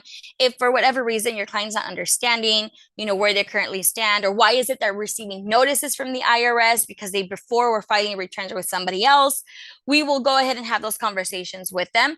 That way we know, they know what's going on, what the problem is, and why it's important to get this resolved, what the IRS will do if they don't take care of this situation. And then from there, we will explain the benefits of these resolution programs for them and how we can help them. That way they don't have to worry about dealing with the IRS directly. So I know, again, it's very difficult sometimes to have those conversations, and I'm here to help each and every one of you when you do have a client and you're not sure, how to address the problem, or your clients are not really sure, if this is even an option for them. You can always give me a call. We can have that communication, that conversation. So together, again, we can work together and we can let your clients know why this is going on. That way they understand, and explain what the benefit of us getting this resolved for them.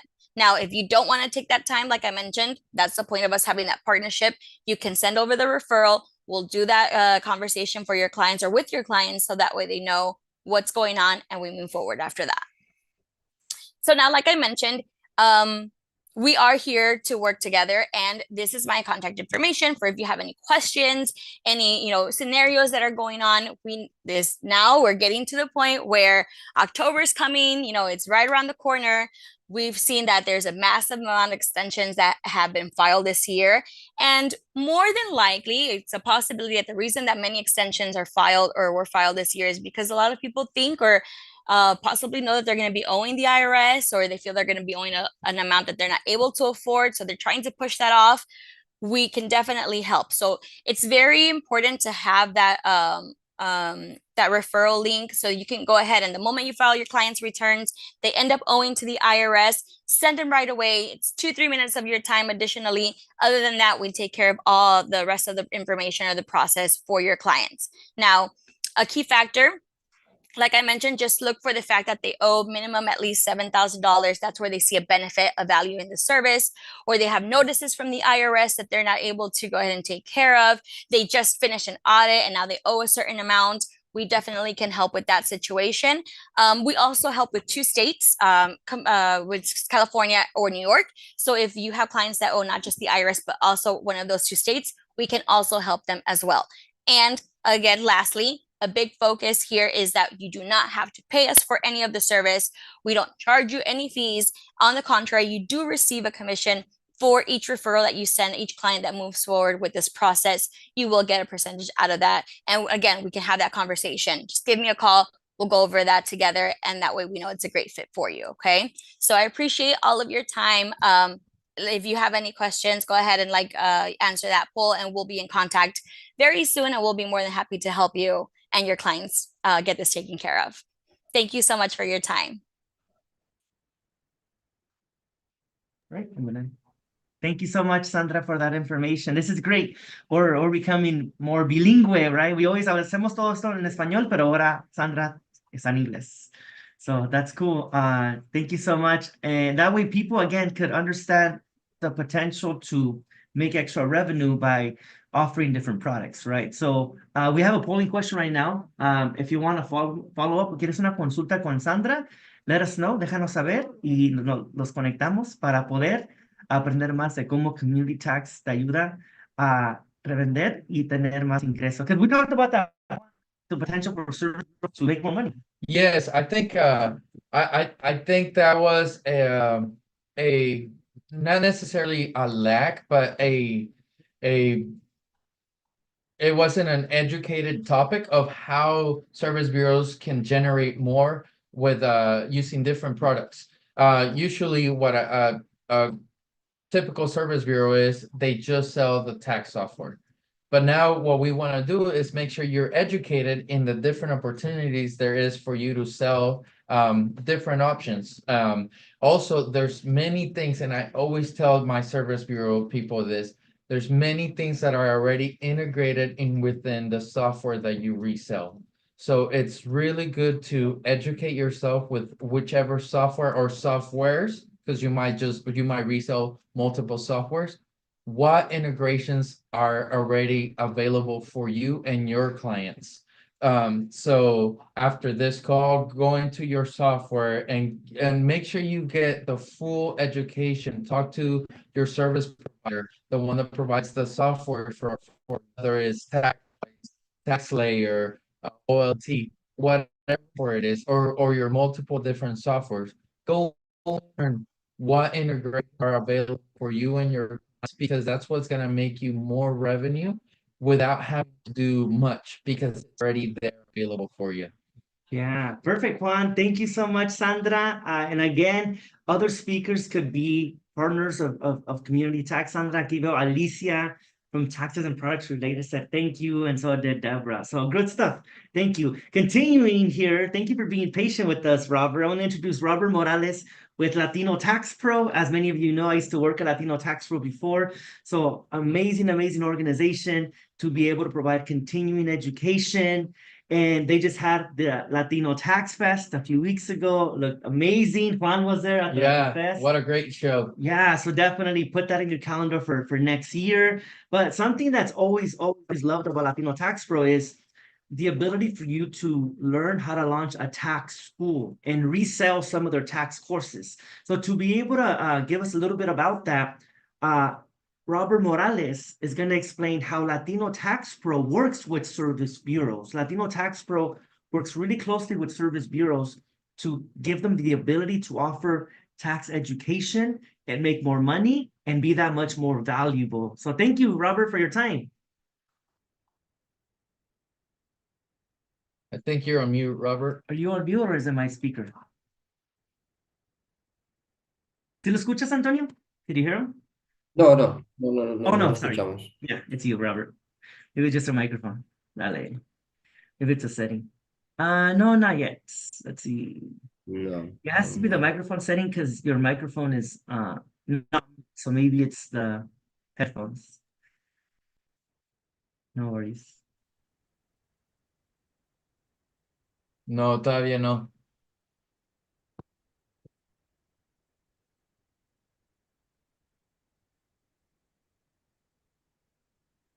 No, todavía no, ¿verdad? Antonio, ¿lo escuchas? No. Tal How vez. about now? There we go. Ahora There sí. we go. Thank you. There we Dale. go. There we go. Oh, See, Guido. the settings right now. Hey, thanks again for having us on your guys' webinar. I know last time we did it in Spanish too, so I'm gonna roll with everyone and do this one in English. And if anyone has any questions in Spanish, I can definitely answer those questions. But yeah, we just had a great event. I did get to see Juan out there too. We got to play a little bit of golf out there, right? That's right. Nice. Maybe not the best golf swingers here, but we definitely had some fun. But yeah, like I said, thank you again for having us.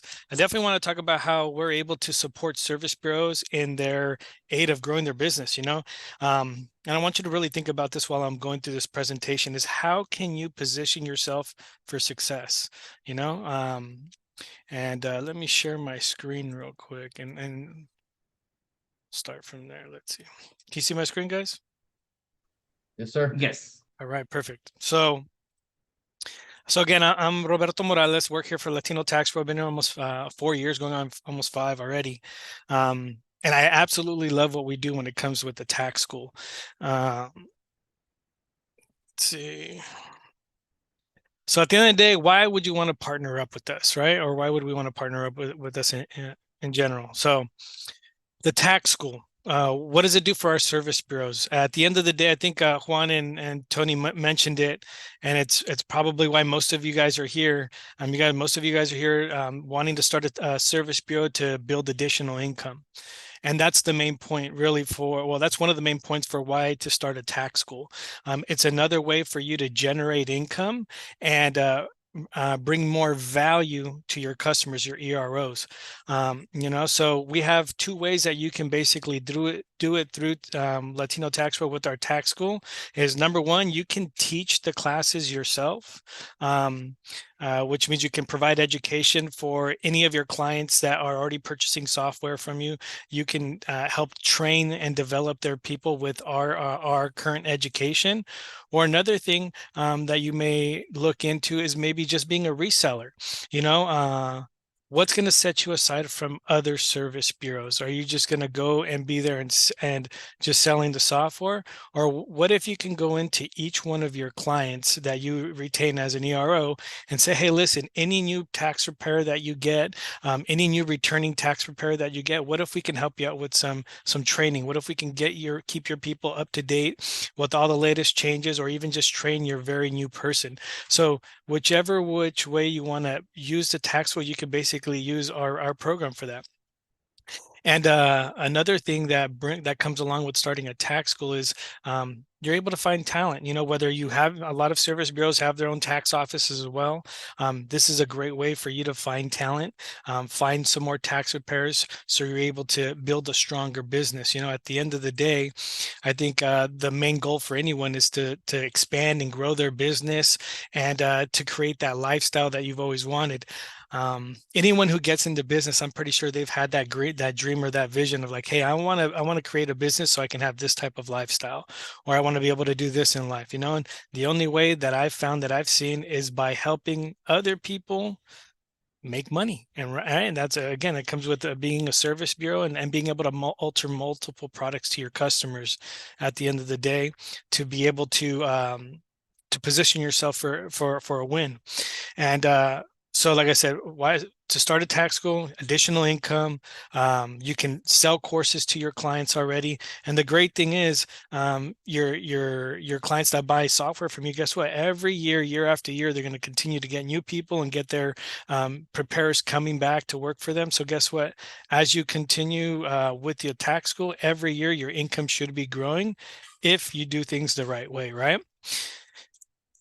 And then why us? So let's talk a little bit about the beginning. I want to kind of share with you a little bit about how our tax office, right, Lopez Tax, started using education to build the business, right? So back in 2001, here in Salinas, California, the owners of the company started having tax school, right? Started having classes to teach people how to do tax preparation. And from that moment on, we started finding key employees, right, to help continue building the business. So again, one of the key components of why to start a tax school is find key employees to help continue to build your business. And as of now, up to in 2024, through that, obviously the business has transformed and transcended, right, into to be able to offer more services. Now we've built multiple tax locations now, where we service roughly about 15,000 tax returns, and that's just on the tax side, right? So we're able to service 15,000 tax returns, and Mr. Lopez, the CEO of the company, really attributes his success all to having the tax school, being able to offer education and finding talent. And because of that, in 2010 is when Latino Tax Pro came to be. And fast forward now, about almost 14 years later, we now help over 750 national instructors nationwide. So we have about 750 instructors right now that offer our courses, resell, and continue to build their business through that. And our goal this year is to get up to 1,000 in 2024. And maybe a lot of you on the Zoom maybe can take advantage of that. But our goal is always to provide great service, to give you all the information and all the materials and all the tools that you'll need to be successful in your business. And becoming an instructor with us, you get a proven system. We've used it in our tax office, and it's worked very well, and it's obviously built it to where it's been at today. But you get a proven system that comes up with a few different components. Number one is an instructor dashboard, right? You become an instructor with us, or you start a tax school. We're going to give you an LMS where you can track your students, see their progress, being able to purchase courses. We will provide you with all the training material that you could possibly need to teach the class. And the great thing is we have everything in bilingual. So English or Spanish, or in both, like English and Spanish. And everything comes with CPE credits, right? So they get continuing education credits. You may see systems out there that may look similar, but a lot of them don't offer continuing education. 99% of our courses that you will be able to offer and resell will have CPE credits. You as an instructor also get privy to instructor pricing, right? So we want to pass on some savings to you so you guys can make some extra money along the way. We provide all the marketing material, some marketing material that you're able to use to basically market your tax school. One of the biggest things that we've been able to do is build this national instructor map that has helped many of our instructors find additional clients to sign up with their class. So they're able to go to our website, go to our tax school link, type in their zip code, and basically people are able to find instructors in any state based on their zip code. And then we also have our onboarding and support. You know, all of us here that work here at Latino Tax Pro are bilingual, English or Spanish. So si necesitan ayuda, aquí los podemos ayudar. And we really go the extra mile when it comes to our instructors. So what is it going to take to get started today, right? So our normal retail price is $689.62 to get started, but we're doing a special pricing for negozee in the webinar today. To get started, it's only $399, so it's almost less than about half the cost. And the way to do it is obviously you got to get in contact with me. My number right here, 831-770-8433. I'll make sure to put that in the chat as well. But at the end of the day, I want you to keep in mind, why is it that it would make sense for you to become a reseller or an instructor to us? And let's just quick recap. Number one, it's gonna bring value to your customers, right? You're not only going to be able to sell them software, but you're going to teach, train, and develop their current employees, which eventually in the future, what if they go open up their own location and you can now get another ERO out of it, right? So at the end of the day, we want to make sure that we build this other pipeline for you for additional income. And I guess I can open it up for questions now. Awesome, man. Thank you, Robert. I love your presentation. Right to the point, very clear, very concise. And that deal, the $399, that's really, really good. All right. Anybody that's interested, right? Yeah, so $399. Just like I said, I'll put my information in the chat right there. If anyone's interested in starting a tax, or just even talk about the idea, we could definitely get on the phone call and we can go over all the specifics about that. Question here. So somebody's saying, after I signed up for $399, what happens next? Could I start offering like CTEC California training? Do I have to buy CTEC courses, like the 20-hour? How does it work, bro? Perfect. Hey, so the great thing being an instructor with us, you actually can resell any courses that we have on our platform. So you'll be able to sell CTEC renewal courses, the 60-hour for California, the tax prep for any other state out there, the AFSP, which is a renewing course for every other state outside of California. We also have webinars throughout the year. We have courses on teaching business tax returns. So as an instructor, you'd be able to resell any of those courses, which is pretty cool. Perfect. Oh, and I have another question here. Lisa Alicia from Taxes and Products Related. Do you have to be an enrolled agent to be an instructor or to resell? You know what? That's a great question. And at the end of the day, no. Normally when somebody signs up for the tax school, we want you to at least have 3 years of tax experience. And that's if you're going to be teaching the classes, right? Obviously, if you're going to be up there, we want someone that's going to be able to handle any of those questions that may come their way. And the great thing about it is you don't have to come up with any of the content. We create the content. We get it all set up for you every single year. Our 2024 courses are set to go out to be released probably here in the first week of August. And we already have instructors that teach pretty much year round as well too. So don't have to be an enrolled agent. You just got to have the willingness to teach and be patient, right? Yeah, no, perfect. One last question. So Sure. It's I'm reading here. It says I'm a service bureau and I would like to offer the continuing education to my clients. And I'll just kind of rephrase it. Is a service like, so I know you guys get I know that the instructor gets special pricing, right? To Correct. resell. But if a service bureau just wants to pay for all the courses and give it to their EROs as a value add, that's fine. Like what I'm saying is you don't have to resell it to your downline. You could just pay for them in bulk and then you guys give them access, right? Yeah, so pretty much what you're, and that's a great question too. That's actually a very good question. Again, we kind of brought it up in the beginning of the presentation. Anything that you can do to add value to your clients is going to be a bonus. So yeah, you can purchase in bulk. And the great thing, I mentioned it in the beginning, you can either just sell it or offer it to them so they can do it all on their own, and you can include it in your packaging for ERO, right? You know, whatever package that you're selling, you can include a couple of continuing education courses or a couple of tax prep courses, whatever it may be, and just adjust your pricing for it. And then they can do it all on their own. Or if you wanted to teach the class yourself and do that, you can do that as well. So it's very flexible when it comes to what your business model is all about.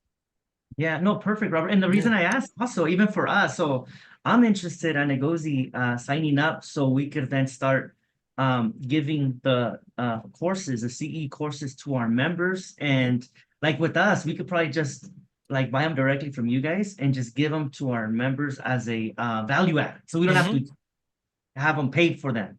And so for us, or even service bureaus here, that's a good strategy, especially like 20-hour C-Tech or the AFSP. Like if they're charging an office like $1,000 or $800 for software, dude, give them the CE, right? Like include it in there, make it seem more valuable. So one thing is being able to get an ERO, but it's another one is to be able to maintain it, right? Because obviously when it comes to having a service bureau, your main goal is to having massive passive income.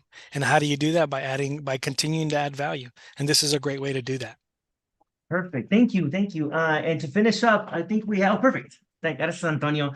Pregunta, here's a polling question. If you want to follow up, quieres una consulta con Roberto y su team, let us know if you're interested in being a tax school or more info, and we'll send that information over to you, Robert. Yeah, I think Kimberly had one more question right here. She said, is co-branding an option for the courses?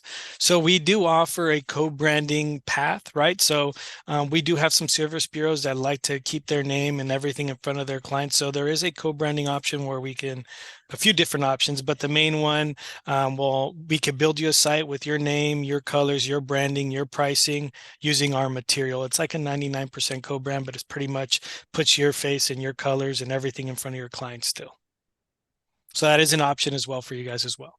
Awesome. And are you going to be at the Orlando Tax Forum, Robert? I'm not, but the other team, the rest of the team is going to be there. Obviously, we all pretty much know everything that has to be with all of our products and services. Come and say hi. You know, we'll have a booth at pretty much every IRS forum. So if you guys are going out there, make sure to stop by and say hi. I believe Mr. Lopez will be at the Orlando one. So make sure you say hi to him. Maybe if you want to take a picture or buy his book, he's got a nice book that he wrote out there too. Yeah, perfect. Thank you so much, Robert, for that. And yes, for those of you guys going to the Orlando Tax Forum, we're going to be there. Negozee is going to have another service bureau meeting in person at Cuba Libre at the Cuban restaurant. So hope to see you guys there. And we'll see if Robert and his team could attend the National Service Bureau Conference in Houston later in November. So we'll let everybody know. But this is great. Thank you for your time, Robert. Hey, thank you guys for having me again. See you soon. Gracias. Thank you. We'll see you soon. And continuing on, we have now our friends at Crosslink Tax Software here with us, Anabela Santana. Good morning, buenos días, o buenas tardes, dependiendo. ¿Cómo estás? ¿Cómo estás? Es la primera vez que estás aquí con nosotros, ¿verdad? Con negozee. Sí, la primera vez. Yo creo que nos conocimos el último año en Orlando Tax Convention. Yeah. Así es. ¿Vas a regresar a Orlando este año? Sí. Yo vivo aquí en Orlando, sí. Todo el equipo va a estar allá.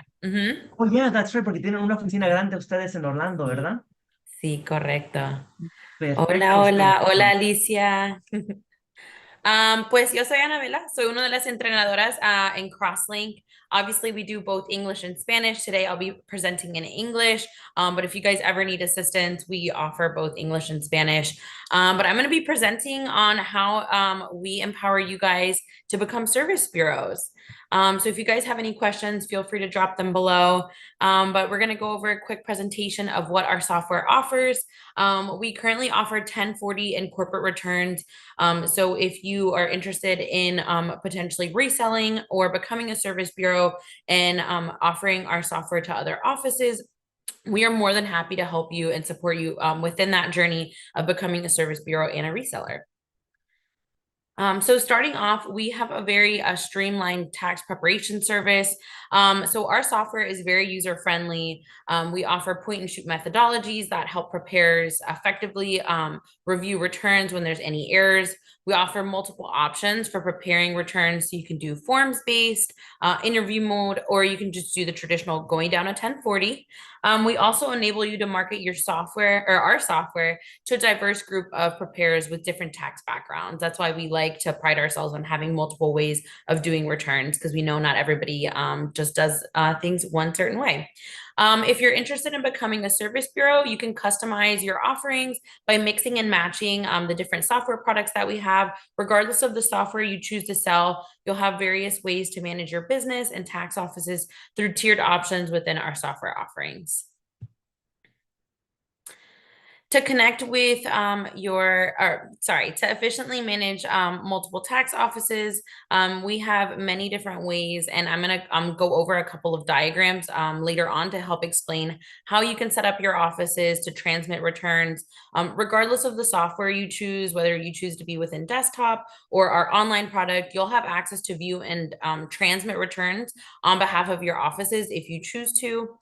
Whether you opt to sell the management dashboard, which is designed for desktop management, or use the built-in office management tools provided in CrossLink Online, you as the owner can exercise as much or as little control over your offices as you'd like. We make it very easy to connect with taxpayers remotely. Our software offers various ways to connect with your taxpayers remotely. So that includes remote signature tool, integrated remote invoicing with Pay Junctions. We do have an application that's built into our software where you can send remote invoices, or if you want to capture credit card and debit card payments through that tool, it just makes for easy administration on your end when taking payments from your customers. And we also have an agile document archive where you can request documents from clients and send over copies of final tax returns, which just allows for a smoother transition within your office when you're dealing with clients from year to year. So we're going to dive in a little bit about what multi-office management looks like at CrossLink when choosing the software that works best for you. So you have lots of many options. You can have tax offices in a central location. You can actually transfer returns from one office to another. So for example, if you have an office that might be starting off new and they want your tax guidance, they can actually feed their returns to your office for you to manage, review, and then you can directly transmit them to the IRS. But if you're selling to offices that are more established, they can transmit directly to the IRS without you needing to be the middleman. So we do have a lot of different ways where you can help other businesses grow, or you can just support already existing multi-office businesses.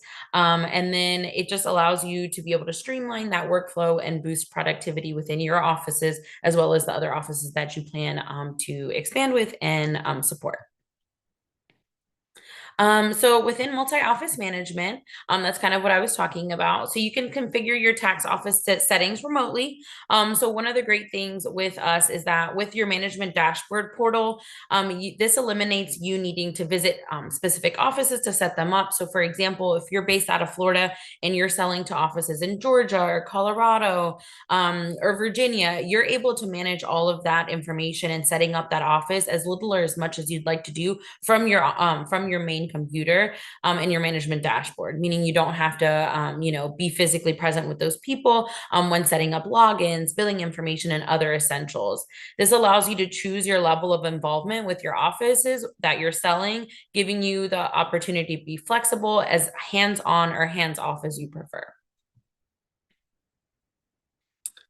So I'm going to go ahead and go over the feeder office as well. So the feeder offices would be able to send that tax return over to the main office for review. So this setup is ideal for new offices where I had already mentioned you might want to provide your expertise or your guidance before sending returns directly to the IRS, so that feeder office can use you as that support. The main office can then obviously transmit directly to the IRS.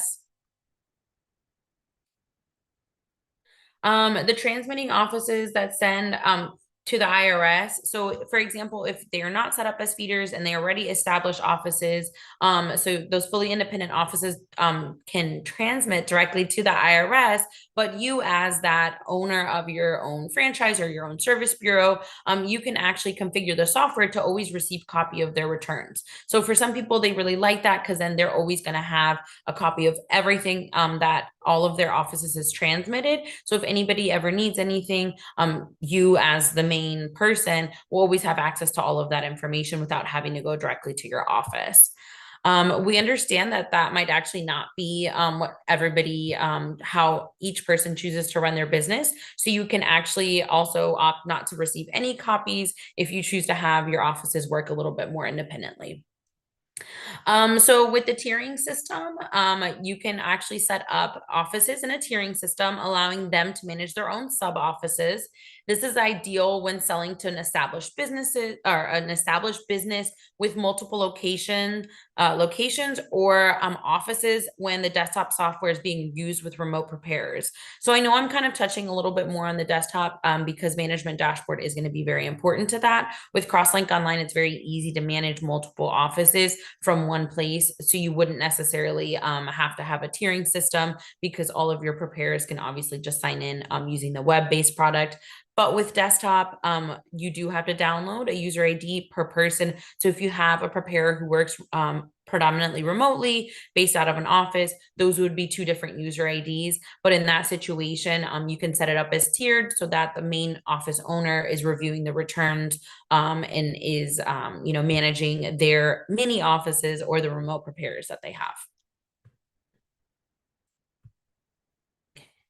Yep, and we've already been over this. So it's still the exact same system where the main office can be the primary transmitter, or if you have a preparer that maybe serves as a manager in your office or has been working for a long time, they can also transmit directly to the IRS. Our software is very customizable to what you need, what your customer needs. And so that's why we like to have as many options as possible for you guys. And like I mentioned before, and you as the business owner can receive copy of everybody's information, all of the returns they've transmitted, or you can opt not to receive any copies at all. We're going to actually dive into 2 or 3 of our other additional product offerings that just allow you to navigate and support your business as much as possible.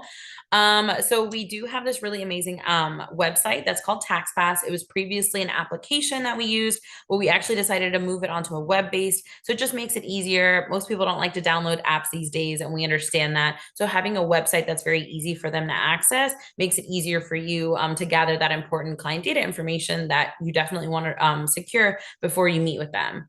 So TaxPass is a client portal you can share with your taxpayers to begin filling out client data information before they meet with you. So they can do this by scanning a QR code while waiting in the lobby of your office or through a link you share directly with them via text or email. Yep. So this portal is going to be really important because it allows you to secure information very easily. So client data information is going to be some of the most important information that you get, but it's also some of the most basic information, which means that clients can do it on their own without taking up your tax preparer's valuable time. So they can go ahead and upload that information. They can also upload any tax documents that they want to share with you. We understand that nowadays a lot of people work remotely. So sometimes you're never meeting with these customers, right? Might just be a phone call. So they can upload all of their information before they meet with you. It's going to generate a return so that you have all of the information from that client in front of you before you even call them or start reviewing any documentation with them. So this just allows you to become more efficient. And then obviously, like I said, it does auto-populate into a return, allowing for a faster processing time and just a smoother transition with your clients. This is what the registration portal looks like. So you see where it says your tax office logo here. You guys can upload your tax office logos. So if you are one office that plans to being a franchise, you can upload that franchise logo. Or if you're a service bureau who just wants to resell and each office is going to have their own logo, they will also have the options to upload their own logo. So it's not like one per company or anything like that. Every single office has the option to upload their own logo, which obviously helps you as a reseller, as something that, offering co-branding is very important to certain offices. So we want to make sure you guys have that flexibility as well when you're selling to other offices. Within TaxPass, you're going to have the ability to upload your logo. So your taxpayers can see the branding when accessing the website. They'll be able to register and log in from year to year as well to upload any information and make any updates if there's anything that they want to share. So you see on the bottom, it does say tax year. So it will continue to filter over and change. So if you have someone coming in for tax year 21, they can still use TaxPass to upload the information from that tax year. And then when they need to go in for the following year, it's just going to ask them if they want to update information. If their information has not changed, but their documents have, they can resubmit their client data information and then upload any documents they want to share with you for that year as well. This is going to be what the TaxPass application is looking like. It is going to be going through some revamps here in the next couple of months or weeks. So it might change slightly, but it's honestly just going to become more robust. We've gotten really great feedback. Customers really like using it. It is grayed out only because this is an example of an application that was already sent to us. So this has already become a tax return, so they can't upload or change any information. This is done just because they've already sent it to you, which means it's created the return. But you as the tax preparer and the tax professional can still go into the return and make any changes they need to make, because we understand customers sometimes mess information up, or they don't know what they're filling out, or maybe they leave information out. So you still have the option to go in there, make any changes to the client data page. But most of the time, this is just a really good basis for you guys to base the tax return off of.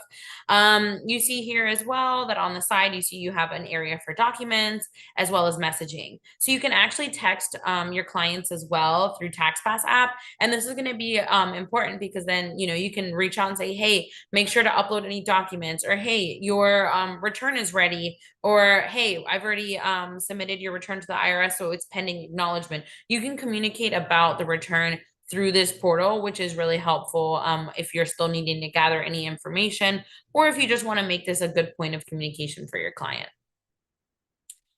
This is going to be the portion where you see to upload the documents. We really like having different categories for things. We think that having an organized office is having a great office. So we have different ways to keep your client information organized when uploading here within the TaxPass. And like I mentioned, everything is transferred directly to your software. There will be a little note at the top of your software showing notification, showing you that there is a TaxPass ready for import. It does look different in the desktop software versus the CrossLink Online software, but it's very easy, and it does appear at the beginning of your page that hey, there's something waiting for me to download and to begin working with this customer. We're going to dive into remote signature options. This is very important since many of us are remote these days. Our remote signature capabilities are great for our clients on the go. They allow your tax offices to eliminate the need for in-person meetings and allows faster turnaround time since your taxpayers can sign via text or email. So this information here, if you guys have any questions, feel free to let us know. This is also built into our software, so it does add an extra level of security because your information is not at a third party. So we also have our document archive, which I briefly mentioned before. The document archive is a great tool that tax preparers can use to upload client tax documentation so that it's easily accessible if clients need a copy of their return or information they share with you at the time of their tax return. The archive also allows offices from the need to have physical paper storage or even storage within their computers for extra client information. So this does allow you to save money. Printing is not cheap, as well as nowadays storage is not cheap either. So this allows you to save money and adds an additional level of security because all of this is saved within the return. And we do have data servers that, secure all of your clients' information. Well, we have different tax solutions for every need. Crosslink is dedicated to supporting you in growing your service bureau business. We aim to help you generate the maximum amount of revenue for your business by providing a really excellent product for you guys. So we do have our Crosslink Business, which is our corporate returns, our 1040, which is our desktop product, and then our Crosslink Online, which this year is also offering Crosslink Business. So we have some really great things coming up. Thank you so much. Gracias. That is not my email. That's Gil's email. Gil is one of the other trainers on our team, but you guys are welcome to reach out to us directly. I know the negozee team has our info as well. But does anybody have any questions? Let me stop sharing my screen. Great information, Anabela. Thank you so much. This is Yeah, of awesome. course. We do have a question about Monica is asking, when choosing to be a service bureau, do the independent offices have to have their own EFIN numbers? Or how does it work? So, so when you're a service bureau and reselling, we do need to make sure everybody has an EFIN, because that's just how we identify who's who. Obviously, there's a lot of service bureaus that, you might have a brick and mortar office and you train up preparers. And once they're trained and ready to go and you feel that they're ready for that EFIN, then you can get them their own office. So that's the only other way. If you want to train people, you're more than welcome to do that, but you still have to do that under an EFIN. Perfect. And another question here, it talks about, I think you called it a multi-office approach. And say you have an office that's doing really good and they have a few offices.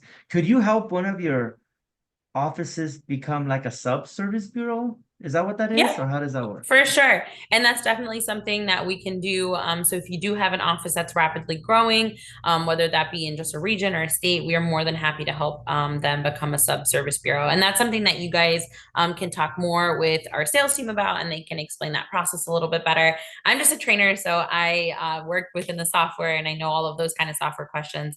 But once I know you guys have business plans when it comes to service bureaus. So you guys are more than welcome to talk with our sales team and they can kind of guide you in what that would look like.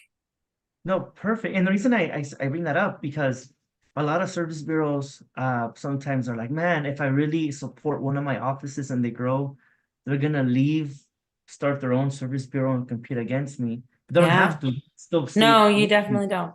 Yes, for sure. You can definitely help your offices grow, become a multi-office, and then a sub-service bureau as well. So perfect. Thank you so much for your time. Great information. Aquí tenemos la pregunta. We have a polling question. If you want a consultation follow-up, please let us know. Déjenos saber. Los conectamos con Anabela aquí y el equipo de Crosslink y nos vemos en Orlando. Como les digo, ustedes. Sí, No, cualquier pregunta, cualquier duda, nos puedes visitar. Vamos a tener un demo room. So, si quieres reunirse conmigo, yo voy a estar ahí en el demo room. Pero si quieres hablar con el equipo de sales, they'll have a booth out in the Orlando Trade Show. So, we're very excited to see you guys. It's going to be a fun show. And less than like 2-3 weeks here. So, yeah. Yeah, no, y vamos a estar, just to share my screen aquí rapidito, vamos a estar aquí con yo, Antonio Quintero, Juan, el equipo, llegamos el lunes, desde el lunes estamos allí. Chévere. El miércoles en la tarde, para los que van a ir, para que vean, tenemos un evento, un service bureau meeting como este, va a estar, ahí va a estar Anabela, va a estar los diferentes partners, en Cuba Libre. Si no vienen a Cuba Libre, es un restaurante muy delicioso, con mucho ambiente, el miércoles 31 de julio, nos vemos ahí. Para que Sorry, que no se escucha aquí. I'll just show the video. So yeah, it shows there's, oh, I know it right here. Let's see if it works. Perfect. Anyways, so hacemos eso. Nos vemos pronto. Thank you for your time. Por eso, thanks. Seguimos aquí. We have 2 more sessions and we'll be done for the day. Thanks for everyone still hanging on. Looks like you want to learn. The next session is with our colleagues at Protection Plus. I believe Steve is here with Protection. Let me see if he could hear us. Steven, let Yeah, me it's see. actually Steve is here. He's somewhere in here, but it's actually Haley. Yeah. Haley, okay, thank you, Hey, Haley. I was I'm the wondering. continuing education specialist at Protection Plus. So I'll be talking to you guys today. Yeah, And thank you so much for joining us. And the reason we invited Haley and Steve and the team to this meeting, right? As you were probably listening. So this is a meeting of service bureaus, people that have service bureaus that want to grow a service bureau, that want to understand how to make money. And talking to my colleague Juan, he tells me that you guys are embedded in many of the tax softwares. And so a tax pro or a service bureau can easily offer Protection Plus to their clients, to their taxpayers. So yeah. to explain a little bit about that and how that works, we have Haley. So thank you. Yes, Welcome. yes, I would love to explain that. Yes, so we are integrated into every major tax software.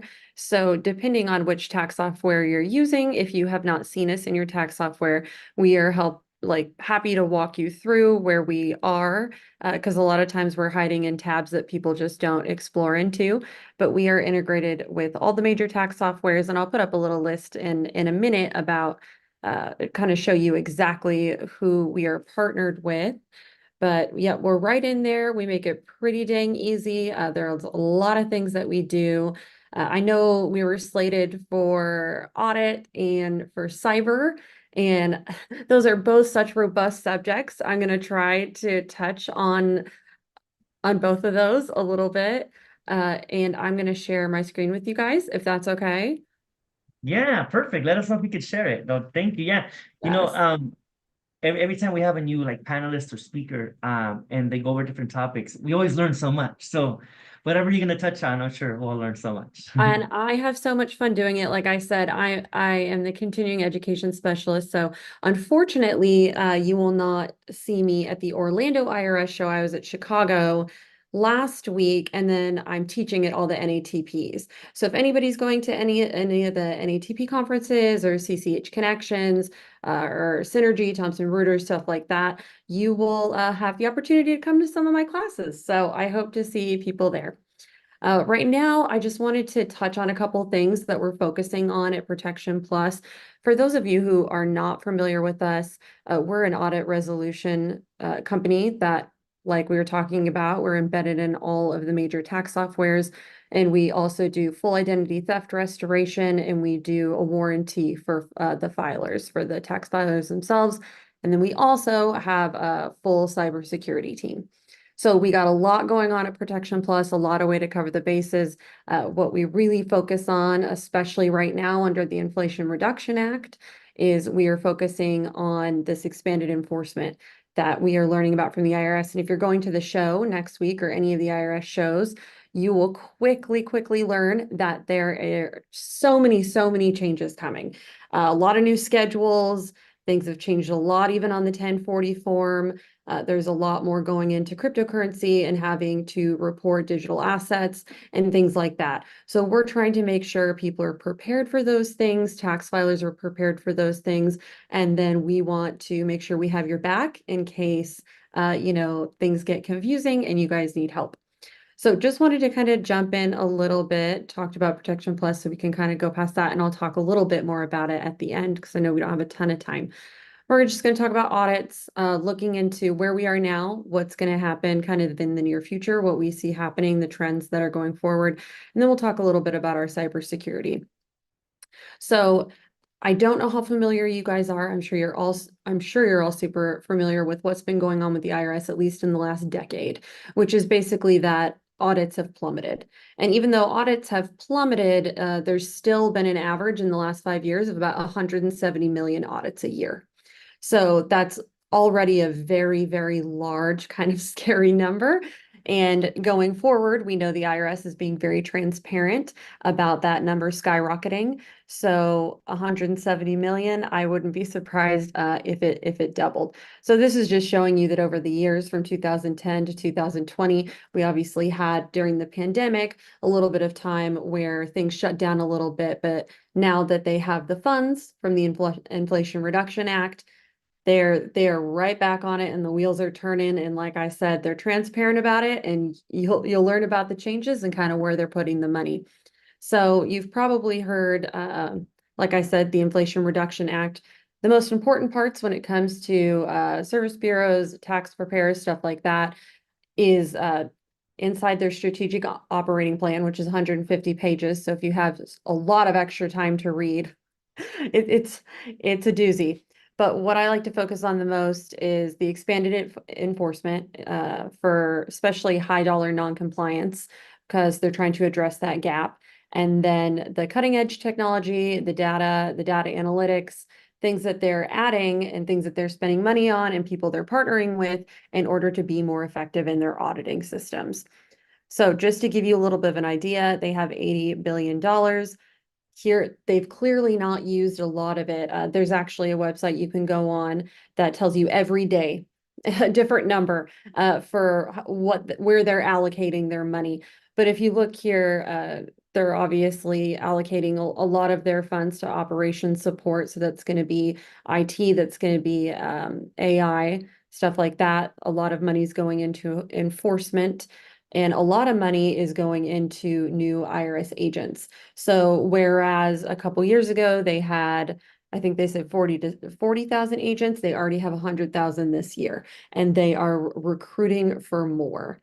So the biggest things that are going to be affecting the tax preparers and the bureaus are all of these new systems. So whereas before the IRS had a structure that was much more simplistic and they couldn't pull information from a lot of different entities, they've put a lot of money into partnering with international bank institutions, more national bank institutions, with FinCEN, which is, the foreign criminal investigatory part of the Treasury. I'll touch on that as well, and artificial intelligence. So as before, they would have to, one agent would have to comb through a bunch of different things and put a lot of the puzzle pieces together. They can do that in seconds now with the technology they have and the artificial intelligence they have. There's a lot of great things that are coming from that when it comes to simplistic IRS correspondence, but when things get more complicated, there have already been some issues, and we are forecasting that there are going to be more. So moving forward with that, what does this mean for tax professionals? Just to give you guys a little bit of a little peek kind of into what we see already happening and what we know is going to happen is the EITC has been targeted. It's going to continue to be targeted. Their algorithms are not perfect. They know that. There's actually quite a few court cases going on right now for the disparity in the EITC. So if any of you guys are tax preparers or even software companies and you've noticed that a lot of the clients that are claiming the earned income tax credit are having issues and getting kickback and getting CP75s, and there's a lot of IRS correspondence coming from that, you can expect the same amount or more, unfortunately. Also, Schedule Cs are getting targeted, corporations are getting targeted, large partnerships, and high income individuals. So these are just a lot of things where the numbers are jumping significantly. I'm not going to read it all out to you because that would probably be pretty boring. But if you look, things are jumping significantly. Corporations are being targeted at triple the rate. Partnerships are being targeted tenfold. High income people are being, I think they were 50%, a 50% jump there. So just keep that in mind when it comes to what's coming up. If you're a tax software or a tax preparer, anything of that nature, there's a lot of changes coming up. And especially if you're a service bureau or, a business and you're unfamiliar with the BOI, which is the Business Organization Information Reporting, that is also something that is going to be audited, not through the IRS, but through FinCEN. So we've got overarchingly a lot of changes going on, a lot of things we need to be on the lookout for, and that is really why Protection Plus exists. So going to touch on cyber. We had a great cyber presentation earlier, so I don't want to be redundant in any of the information. I don't speak fluent Spanish, but it might surprise you that I speak quite a bit. So I was able to understand a lot of it, and there's a lot of good things said. One of the biggest things with Protection Plus, so we have cybersecurity. We're the only ones who have cybersecurity and cyber insurance that is built exclusively for EROs, tax preparers. So we have it curated specifically for tax preparers. And we just want to make sure that people have the information for what is absolutely necessary legally whenever you have a data breach. So hopefully you guys have heard of WISPs, which are the written information, written information system plans and strategic plans. People say it different ways, but that's kind of your wall that you build up to protect yourselves. And then the response plan is what happens when something gets through those walls. And just in case you guys want more information on this, because this is such a quick little lesson, we do put out a lot of continuing education, particularly for cyber. And that is something that if you guys have questions, if you want to get a hold of some of that information or, be able to attend some of those webinars, which we always do for free. And I do them. So if you ever want to see my face again for some reason, you'll be able to see me on some of those webinars. But just want to make sure that people know what they're liable for and what they can get in trouble for if they don't comply with the IRS. And we also want to make sure people know what the cost of that looks like. So the smallest, most minuscule data breach that we've ever dealt with was $30,000. So $30,000 is your absolute base, smallest price, but normally we see around the $80,000 range. So just keep that in mind. When it comes to professional liability insurance, they don't normally cover cyber. And we want to make sure that everybody at least knows what they have to do to be compliant. Because unfortunately, a lot of the cyber cases I've dealt with this year, people have had to close their doors because of the financial strain. So just wanted to throw a little bit of cyber stuff out there. Please ask questions if you have any specific questions. And like I said, we're happy to provide more information whenever requested, because we're really trying to make sure people are educated on the matter. So jumping in just a little bit more into Protection Plus, especially the audit resolution side of things. So we do $1 million tax audit defense. So what does that mean?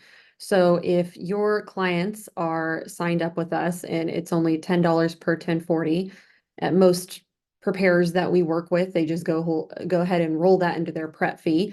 And even though it's $10 on our side, you guys can charge whatever you want. So actually, it's a really big revenue building opportunity for people. Last year, we saw the businesses that we're partnered with, they grew 11.5%. And it kind of puts tax preparers a little bit, they have an edge over some other tax preparers when they have this protection. So what this means is any IRS correspondence that would come through your doors, may it be a CP 2000 that's simple or a full-blown audit, we will cover up to $1 million to resolve that case. And that could be, going to court. We have a full team of EAs, CPAs, and tax attorneys. Or it could just be us coming up with offer and compromise, installment agreement, tax penalty abatements. So we do whatever we can to come to the best resolution with your clients. And we can work directly with them, or the tax preparer can work directly with us, or it can be a hybrid. We really just want it to be on your comfort level.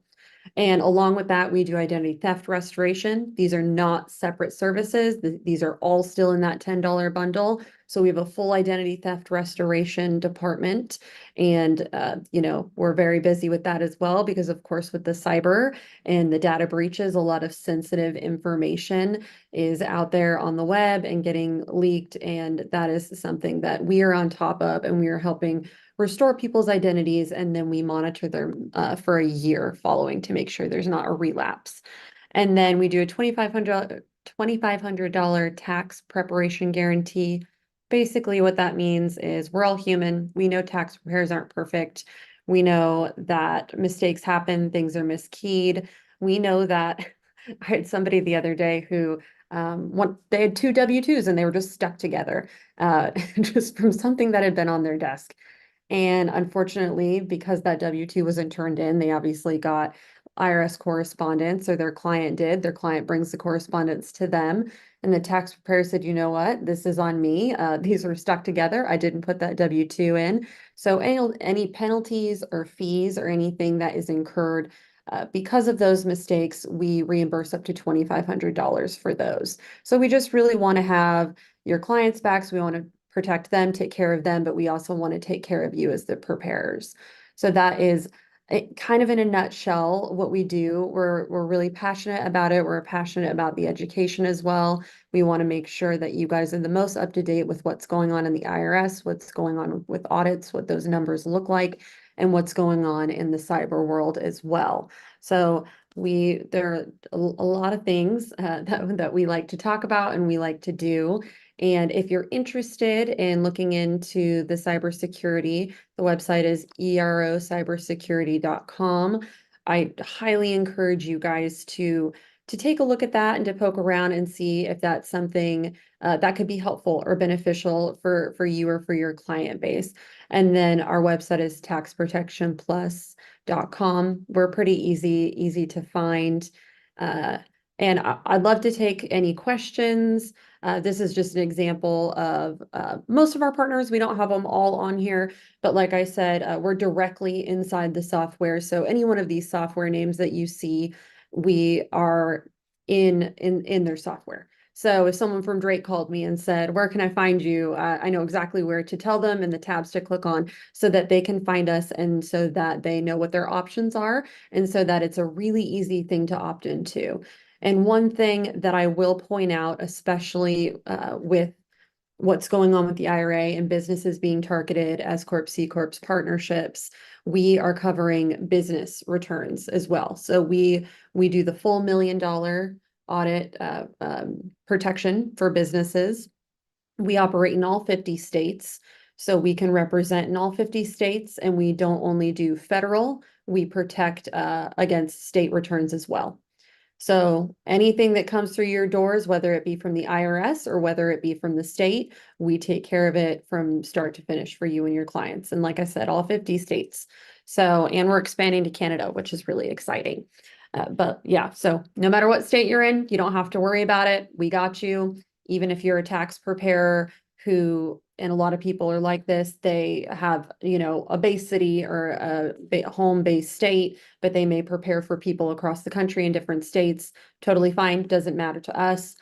Even if you're foreign, we have a couple of clients that are international, but if they are conducting business and if they are filing tax returns in the United States, we also cover them and work with them extensively. So that is just a really quick rundown of the things that we do. And like I said, please look for us in Orlando. I'm really sad that that's one that I will not be at. I really wanted to be at that one, but there's just so much going on and I have so many other places that I'm speaking and continuing at things that I'm doing that I can't be at everything. But I encourage you again to stop by our booth. We're at all of those shows. Please ask questions. We love questions. We want to be able to answer all those for you. We want you to feel more comfortable. We want you to know what's going on, what's coming up, and we want to help you stay protected in the best ways you can. So yeah. Cool. Thank you, guys. Thank you so much for that information. Yeah. Haley, great. Yeah, no, definitely. I know there's gonna be other show. Are you going to the San Diego Tax Forum? Yes. So Okay. I don't know if I'll specifically be there, but yes, we will be there. So we're at every IRS forum, NATP forum. The one specifically that I'm at, I don't think I'm at San Diego this year. There's some things that overlap. So if I'm teaching, to give people CPE credit, there's certain shows that I have to be at and other ones that I can't be at, unfortunately. But I hope to see, please come up and talk to me. If you do come to one of my classes or, you see us, we love to talk to people. We love to give you the best information we can. And like I said, we love education. We publish a lot of things. If you guys read if you're members of the NATP, we write for the NATP every month.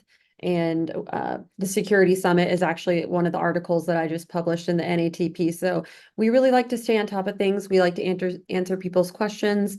And we just want to make sure that everybody in the tax industry has the most up-to-date information. Perfect. Thank you so much, Haley, for that. Good information. And we're gonna watch a polling question right now. Let me see. Yeah, happy to answer anything. Is there any questions here? I do see a question here that says, if I'm a service bureau and I suspect that one of my offices may not be doing things correct, what do you recommend I should do? So if you have an office, I guess it would depend on what you thought they weren't doing correctly, because that's difficult because you can't always control that. But one thing I would do is encourage them, and if you have any control over whatever you want them to be compliant with, there are service bureaus and offices that we have a lot of offices that have offices all over the United States, one big hub, where they require every single tax preparation office to have Protection Plus blanketed for their clients and customers. So if it's something that the tax preparers are doing incorrectly, and it's not negligence, maybe it's just misinformation, that's, an education problem, which again, happy to educate over here. If it's something that's negligent and it's on purpose, that's a totally different story, and that's tricky to deal with. Unfortunately, we can't do retroactive service. So my best advice would be, if anybody is afraid of that, or if they just want to have the peace of mind or the safety net of Protection Plus, and for us to represent them and represent, their practices, that they would go ahead and, join with us so that we can help them fight the good fight the best way that we possibly can. I hope that answered that question, because there's a lot of different ways that can go depending on the non-compliancy. Yeah, no, definitely. No, I appreciate that information. And again, that's the reason why, Protection Plus is part of this conversation, and they're here with all these service bureaus in these meetings, and hopefully we can see you guys at the main in-person event. It's going to be in Houston. Yes, I'll be there. I'll be at that one. I'm teaching at that one. Awesome. Yeah, because there's a lot of good info that everyone is seeing, right? Different topics today. We're doing sales, we're doing marketing, we're doing cybersecurity, we're doing compliance, we're doing different technology. So thank you for your time. I will definitely follow up. And people are answering right now. Again, if you're interested in a consultation or follow up with the Protection Plus team, answer the polling question, and then we'll send that list of people to your team. Perfect. Well, thanks so much for having us. I've enjoyed all the information, and I'm excited to hear what else has to be said. It's all been very helpful and interesting. So thanks, guys.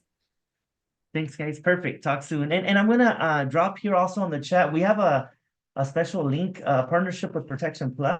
So if you wanna, in addition to the polling question, you can click on the link and you can kind of learn more. So perfect. Thank you. We're near the end. Ya casi terminamos. So right before the next session, so la próxima, I'm gonna do it bilingüe. La próxima charla, the next chat is gonna be open. So get your questions ready, open Q&A. We have different panelists, experts in the tax industry. Some of them are service bureaus, some of them are software companies, some of them are banks. So we're gonna have an open conversation for about 20 minutes. We're gonna learn who they are, what they do, and how you could benefit from this information, right? Whether you're starting or you're growing. So queremos que vayas aprendiendo. So si quieres participar, if you want to participate, turn on your camera. Prende tu cámara para participar. I know a few people are ready. Mauricio, you've been ready since the beginning. Alicia and your team. Aquí está Eli, Miguel, Graham, Ángel, César, Armando. Perfect. But right before that, nomás un recordatorio de las próximas juntas. The next meeting that we're going to have. So there's events across the country, right, that are in the tax industry, but specifically to service bureaus, específicamente para la clase de hoy. Una vez más, negozee se especializa, negozee focuses on business, right? So the meeting today is about service bureaus. So service bureau meetings, we're going to see each other in Orlando. Va a ser ahí mi colega Antonio Quintero, Juan y los demás. Nos vemos allí. En esa semana tenemos un evento en Cuba Libre. En septiembre en San Diego at the Tax Forum. And then the big event in Houston, right? For the Service Bureau, more the same. Tax Service Bureau operations, technology, setup, what software is available, cybersecurity, how to get loans, taxpayer advance loans, the phone systems, the website, CRMs, marketing and sales, logo design, how to get new offices, training, support, apoyando a tus oficinas, entrenamiento, todo eso estamos cubriendo hoy y también el 20 de noviembre en Houston en persona. Después de ese día, el día siguiente, the next day after the Service Bureau Conference, we have Emprende Tax, another event for business operations. But this is more specifically to a multi-office. So if you're not interested in a service bureau per se, pero quieres saber cómo manejar tu oficina, how to run your office, same thing, marketing, tech, how to hire employees, ventas, another lineup of speakers. And what's cool about Emprende Tax, you can see here all the same great topics, is Emprende Tax comes with this business operations manual. So this business operations manual allows you to run your tax business similar to how a big franchise would, or a big tax business would, right? Because we go over how to start your tax business, how to set up your technology, data security, marketing and sales. We go over clients, cómo lidiar con clientes tóxicos, how to deal with toxic clients, employees. What happens if your best employee is always showing up late and is not a good team player? How do you manage that, verdad? So we have these great conversations, esas conversaciones at Emprende Tax. It comes with the operations manual. So so if you're a member, you get a discount, you can bring a friend, etc. We could share that with you, pero nomás para que sepan que esta junta es parte de una serie. This is part of a series of meetings that we have. Pero with that said, let's get started aquí. So part of the panel today, we have different colleagues, diferentes colegas. Tenemos a Mauricio Castro from Taxes and Products Related. Mauricio, ¿cómo estás? Buenas tardes. Hola, buenas tardes, ¿cómo están? Bien, aquí listo. Thank you for being so patient to wait till the best part, ¿verdad? Para aprender. Part of who's going to be on the panel? Is it going to be everybody from your team? Nomás so I could call their name. Is it going to be just Alicia o también Marta? Alicia también, a ver, Alicia. Alicia, obviamente. Sí, Alicia, ¿cómo estás? Hi guys, how are you? Bien, gracias, Tony. Sí, gracias, Alicia. Ahorita empezamos. Alicia's part. Quiero César y Marta. Perfecto. Also part of another team, part of the panel, Graham and Miguel with Walter's Kluwer. How's it going, guys? Hey, Tony, how are you? Great. Glad to be here. Hey, this is Miguel. Good to be here as well. Thank you. Buenos días. Oh, yeah. Is there somebody? I don't see if I see. No, just you two from the team, right? I'm trying to look around. Just us two. The A-team. A-team. Graham, thank you. And Miguel. So Walter's Kluwer, tax-wise, is also on this panel to be going over how they support service bureaus like Taxes and Products Related to succeed. So we'll learn about that. Also with us, he was just saying hi to us. We got Will de Jesus with negozee. What up, Will? You can hear you. Can you guys hear me? What's up, guys? I just been in the background over here, just learning.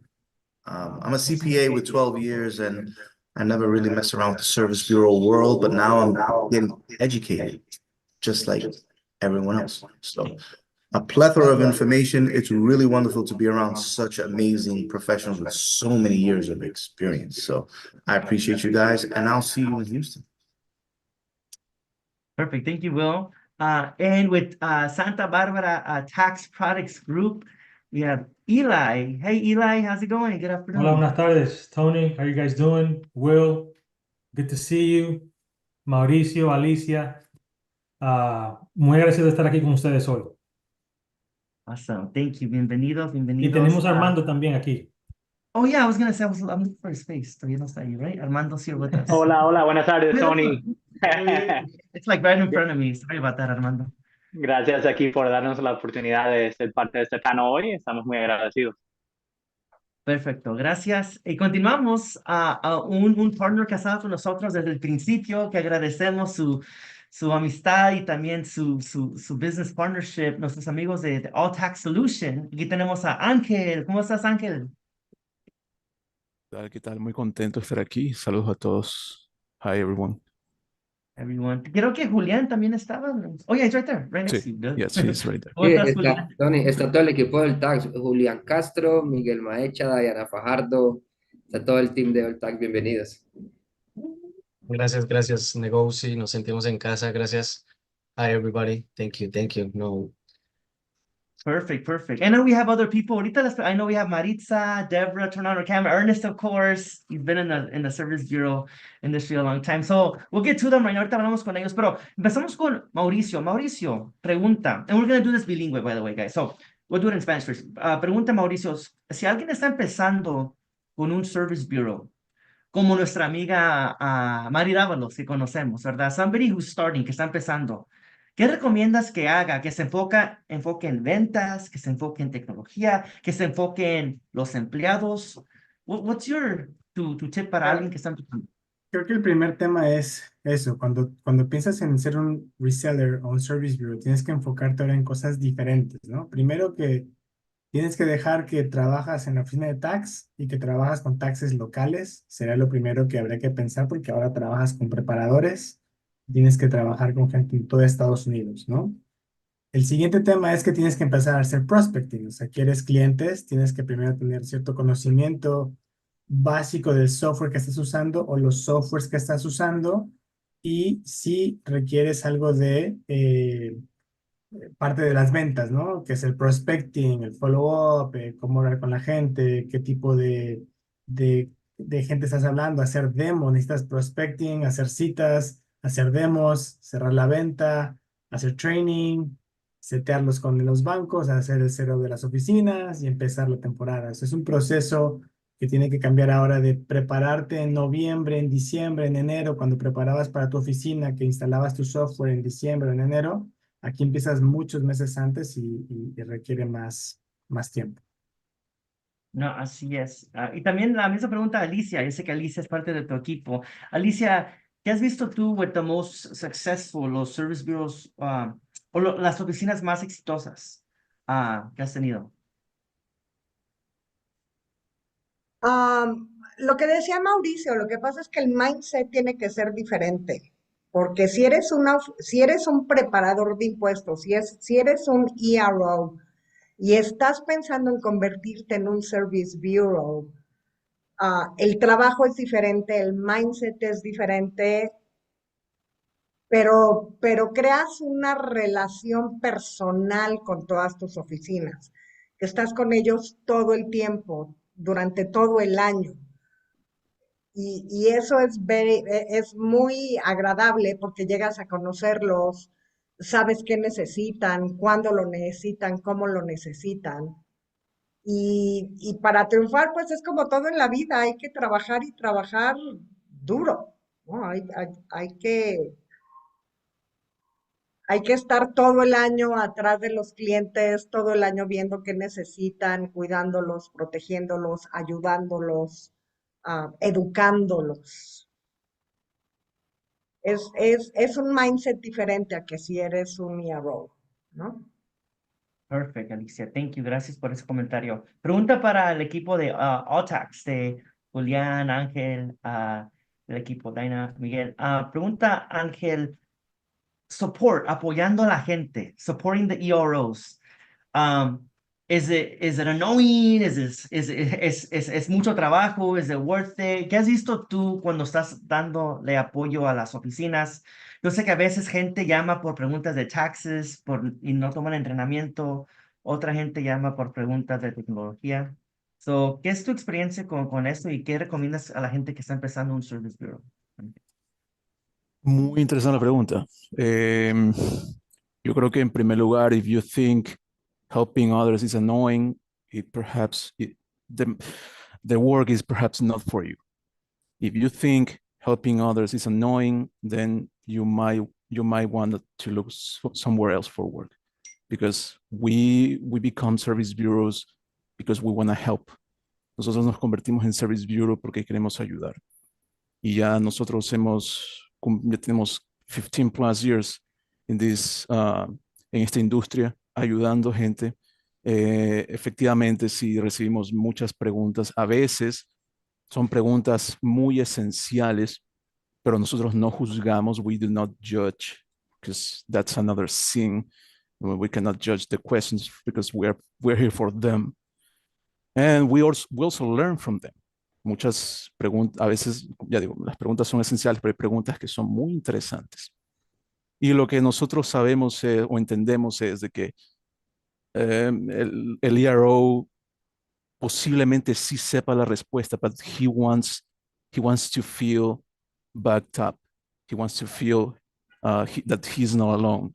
And so that's why the Service Bureau work, the Service Bureau mission is quite important. It is paramount for us to know that, well, what I said, we are here to help. We're here to help EROs. So, la parte de la pregunta fue, ¿qué les sugiero a los Service Bureaus emergentes? Y es eso. Paciencia, mucha paciencia. Because if you're getting into the Service Bureau business, you are here to help. You are getting to help others. No, perfect. Anything to add from your team? No sé si Julián, ¿quieres agregar algo, Miguel, sobre esa pregunta? Apoyando al cliente, helping the clients. Sí, no, gracias. Yo creo que solamente algo por complementar, nada más, y en realidad porque Ángel lo ha dicho muy bien, lo ha expresado muy bien en sus palabras, y también los comentarios de nuestros amigos de Tax and Products and Related. Yo creo que parte de esto es que nosotros entendemos que dar support a las oficinas, en muchas ocasiones hay personas que llevan 30 años haciendo impuestos, ¿verdad? Tienen mucho tiempo, así como las personas que están recién iniciando. Entonces, como decían nuestros amigos, llegamos a tener una confianza con ellos, llegamos a tener una relación bien amplia con ellos. Y hay personas que llaman muy seguido porque tienen muchas preguntas, porque quizás están iniciando, esto es un mundo nuevo y necesitan el apoyo. Hay personas que están allí de mucho tiempo, pero también quizás en cierta medida saben la respuesta, pero quieren estar seguros y, tú sabes, sentir el backup, como decía Ángel. Entonces, en ese sentido, para nosotros es de entender y de que queremos ayudar y complementar a las personas. También en ese sentido, hay algo que decía Alicia y es que el mindset del Service Bureau cambia también en el sentido de que te organizas de una manera diferente, pero entonces también quieres buscar la manera de ayudar y contribuir más al preparador de impuestos en cómo le puedes ayudar más. Eso es bien importante para nosotros como empresa en el área de support, cómo dar más a nuestros clientes. Perfect. No, thank you so much por agregar eso. Sí, tiene sentido. Sí. Seguimos aquí con las preguntas. I'll do this one in English. Regarding successful service bureaus for our friends at Walters Kluwer, Graham and Miguel. Graham, and I know you guys work with a lot of service bureaus across the country. Is there any commonalities you see? Any similar characteristics of the ones that are really producing and the ones that are kind of mediocre? Not that I'm not trying to be mean, but that's basically the question. And I think, and you're right, all service bureaus are different. I think the ones, because I'll bring on the new service bureaus, and once they're onboarded, I will hand them over to Miguel and his team. But I think the ones that come on and are successful right away are the ones that have a plan, not just that, hey, I want to be a service bureau. They have a plan on how they're going to get customers. They have a plan how they're going to structure their team to support their new customers. They're not just kind of going on a whim. They have a plan. They have okay, how am I going to get, once I contract with the software, how am I going to sell this? What is my market? How am I going to get a market? The people like earlier, the tax schools, a lot of our successful ones have some sort of a tax school or, something like that to have something to bring in customers. They're not just kind of shooting in the dark, trying to bring people in. They have a strong plan to, market their software and sell it. Perfect. Anything to add, Miguel? Sure. I think for me, the difference that I see is that they understand one thing, that although they're a service bureau, they're selling tax-wise, they're selling the same software that everyone else is, but they understand that what makes them different is the service. The level of service that they give is going to be absolutely key. because the next guy and the next guy might be selling the same software. But if you are hands-on, if you're highly educated, and if you're able just to keep learning and understand that you don't know everything, so you have to reach out to maybe other service bureaus or other successful offices and keep educating yourself in the field that you're working in, and make sure that you have a great way to touch your customers, and make sure that they understand that you are there for them. And if they have a doubt, that they can come to you. And if you have a doubt, you come to us as Walters Kluwer, and we've got your back so that you can help them. That's the key, is knowing, like Graham said, having a plan, but also keep learning. And the level of service has to be impeccable, because the software is the same. It's the service that distinguishes you from the next person. Oh, so then it is important for a service bureau to be partnered with the right software company, because they need to get support from the software company to be able to support their downlines, right? Absolutely. So my job is making sure that my clients have all the support they need. And for me personally, I also want to educate my clients, so not so that they don't come back and reach out to me or bother me, because I love what I do. I love that I get to talk to my clients every day. It's like someone else said, if you don't like being bothered, then you're definitely in the wrong industry. If you think you're being bothered, then you're in the wrong job. I love being able to get in touch with my clients every day when they need me. It just affirms that I'm doing my job right. But I also want to teach them everything I know. I don't want to hold anything. I don't want to keep secrets. The more they know, the easier it's going to be for them, and the more of an expert in their field they're going to be to their clients. And to me, that's the most important thing, making sure that my clients have all the tools, all the knowledge, and everything that they need. So when they get a call, they're already an expert in that subject and they can take care of it. Yeah, perfect. Thank you. So far we've heard from Successful Service Bureau, taxes and products related, Successful Service Bureau, all tax solutions, from a software company, Walters Kluwer. Now let's hear from one of our banks. I want to pass the mic to Eli and then Armando. Same thing for you. Question for you. Is there any characteristics that you see from some of your service bureau clients? Like, for example, do they offer a certain type of bank product or the advance, or do they start marketing early? What do you think? Yo creo que los service bureaus más exitosos, por ejemplo, que tenemos nosotros aquí en Santa Barbara TPG, son aquellos que se enfocan en ser service bureaus. No Okay. simplemente sit behind a desk and do taxes. Because if you're going to be a service bureau and you have a service bureau mentality, you're not going to sit behind your desk and do taxes all day. That's why you have a service bureau. You pass that on. You want to grow that. Esa es una de las cosas más importantes, ¿verdad? Entonces, cuando viene a lo que es los productos bancarios, como le digo a todos mis clientes, sí, usted le puede dar una opción a sus clientes si quiere hacer un IFA o puede hacer un producto bancario, pero explíquele the benefits of doing a bank product.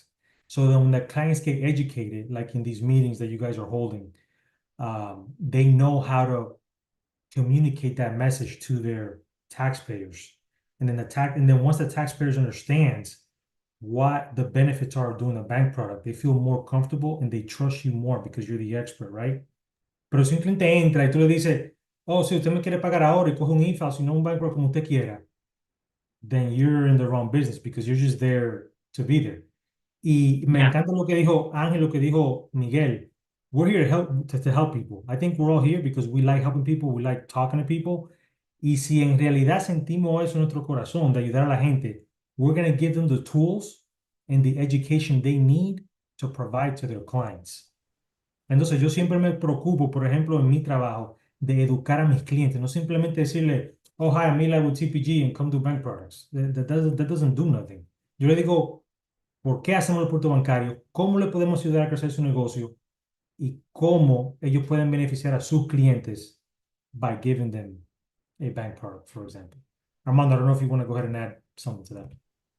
No, I just want to say I love the Spanglish bilingual little narrative that you have going. I love it. It's a Dominican thing, baby. You know what it is. Go ahead. I don't want to interrupt. Dale. Thanks, Will. Armando, I think you're on mute, Armando. I'll bring you back. There we go. Sorry, I got kicked off and then I got back on, pero sí, algo que había comentado Miguel es que hay muchas, ¿sabe? Él no guarda herramientas de sus clientes, ¿verdad? y los softwares y los bancos, los dos tenemos herramientas que pueden utilizar los service bureaus para no solamente empezar su service bureau, pero para escalar su service bureau. Y como mencionó Ila, es importante enfocarse en ser un service bureau.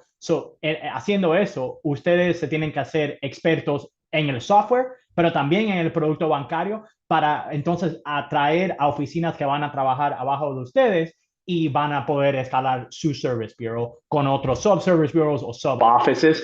Si se hacen ustedes expertos en las herramientas que tienen el software y que tienen también los bancos, pues ahí ustedes pueden atraer oficinas abajo de ustedes. Perfect. Thank you, Armando and Eli. That makes sense, ¿verdad? Porque a lot of tax pros, they are like, oh, I want to start doing a service bureau now. Tax season comes, they got clients looking for them. Clientes buscándolos, and they're doing the returns, and then they have offices that they signed up last month, and they're calling, and they're going crazy. And so, if anybody has anything to add to this, raise your little hand on the Zoom thing, levanta tu mano, and then I'll call you next as I'm going through. Feel free to raise your little hand if you have anything to add to the conversation as we're going along, please. So you can say it on the chat. But yes, that's a good perspective, Eli, and Armando, with that. And I want to bring in our friend here, Ernest Flores. Ernest, I know you were part of a service bureau years ago. Obviously, you're with TaxSlayer Pro now. But like with your experience in the service bureau, have you seen that before when somebody says, oh, I want to be a service bureau, but they have clients still looking for them and then they go crazy? Yes, that's it. First of all, thank you for inviting me at the last minute. It's been a very, very educational meeting and event. When you're talking about what's the first steps to becoming a service bureau, besides having a business plan so that you can follow up on it, is the mentality, as these other folks have said, of stepping away from being a preparer. You're no longer going to be a preparer. You're going to be an administrator, an entrepreneur, growing a business, recruiting people, other successful EROs or beginning EROs to learn the cookie cutting process to success. In other words, go wholesale versus retail. If I can step away from being a successful tax preparer and start becoming a recruiter, and yes, everybody and their mother wants to be a service bureau. I've got a buddy that wants to work under me. I want to be a service bureau. And I tell people all the time, I say, well, what's your business plan? I'm going to talk to more people. No, it's not a business plan. In my opinion, go get some additional EFINs under your name and just expand your own offices. When you start talking to 10 or 15 or 20 people or more who are already in the business, that's when you want to become a service bureau. Because until then, you're going to step away. You're going to be involved with your tax preparation business, simultaneously trying to grow a separate organization. And you're going to be disappointed in both because of the time it takes away from your bread and butter to try and be successful over here and not being successful over here. So there's always that, word of caution. Are you really to step away from what you're already doing? Do you have the resources to step away and have somebody to replace you to continue to be successful while you go out and grow this business on this end? So that's the first thing.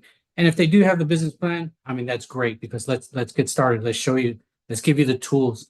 Let's give you what you need to regurgitate to your downline, to your subsites, and help them become successful. Teach them the steps to success so they don't make the mistakes that maybe you made when you started the business.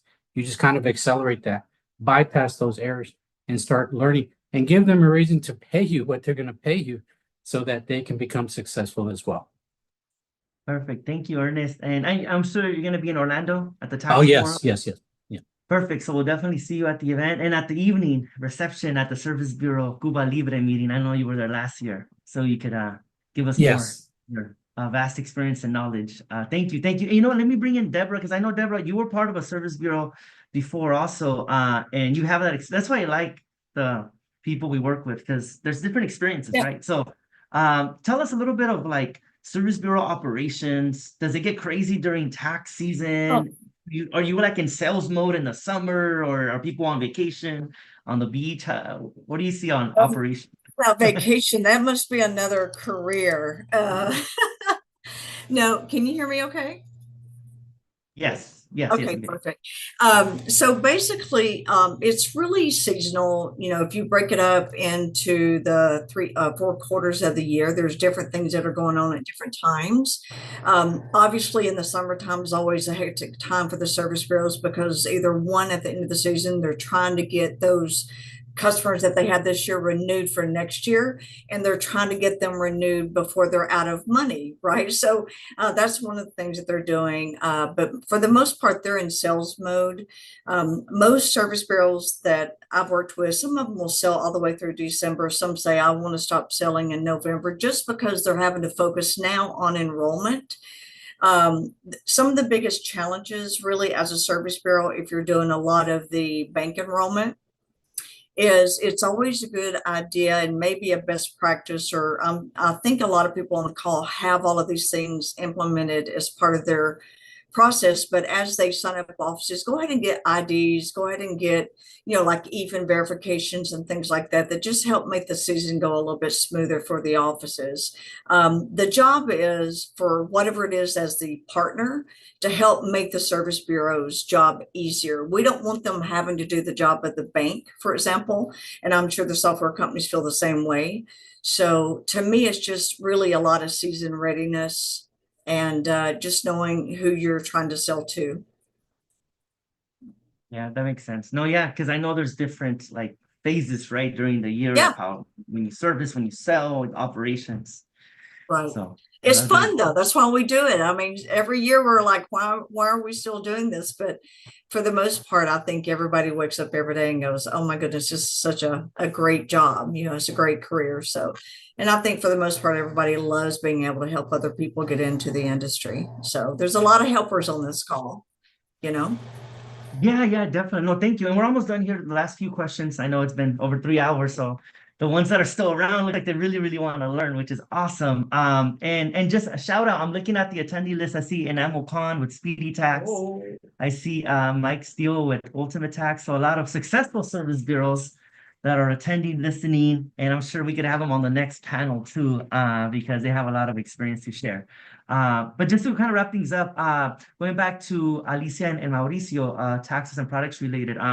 You guys work closely with Walter Kluwer TaxWise, right? Con Miguel and Graham. Let's do it en español, porque dinos, Alicia y Mauricio, ¿qué tan importante es la relación entre un service bureau and their software provider?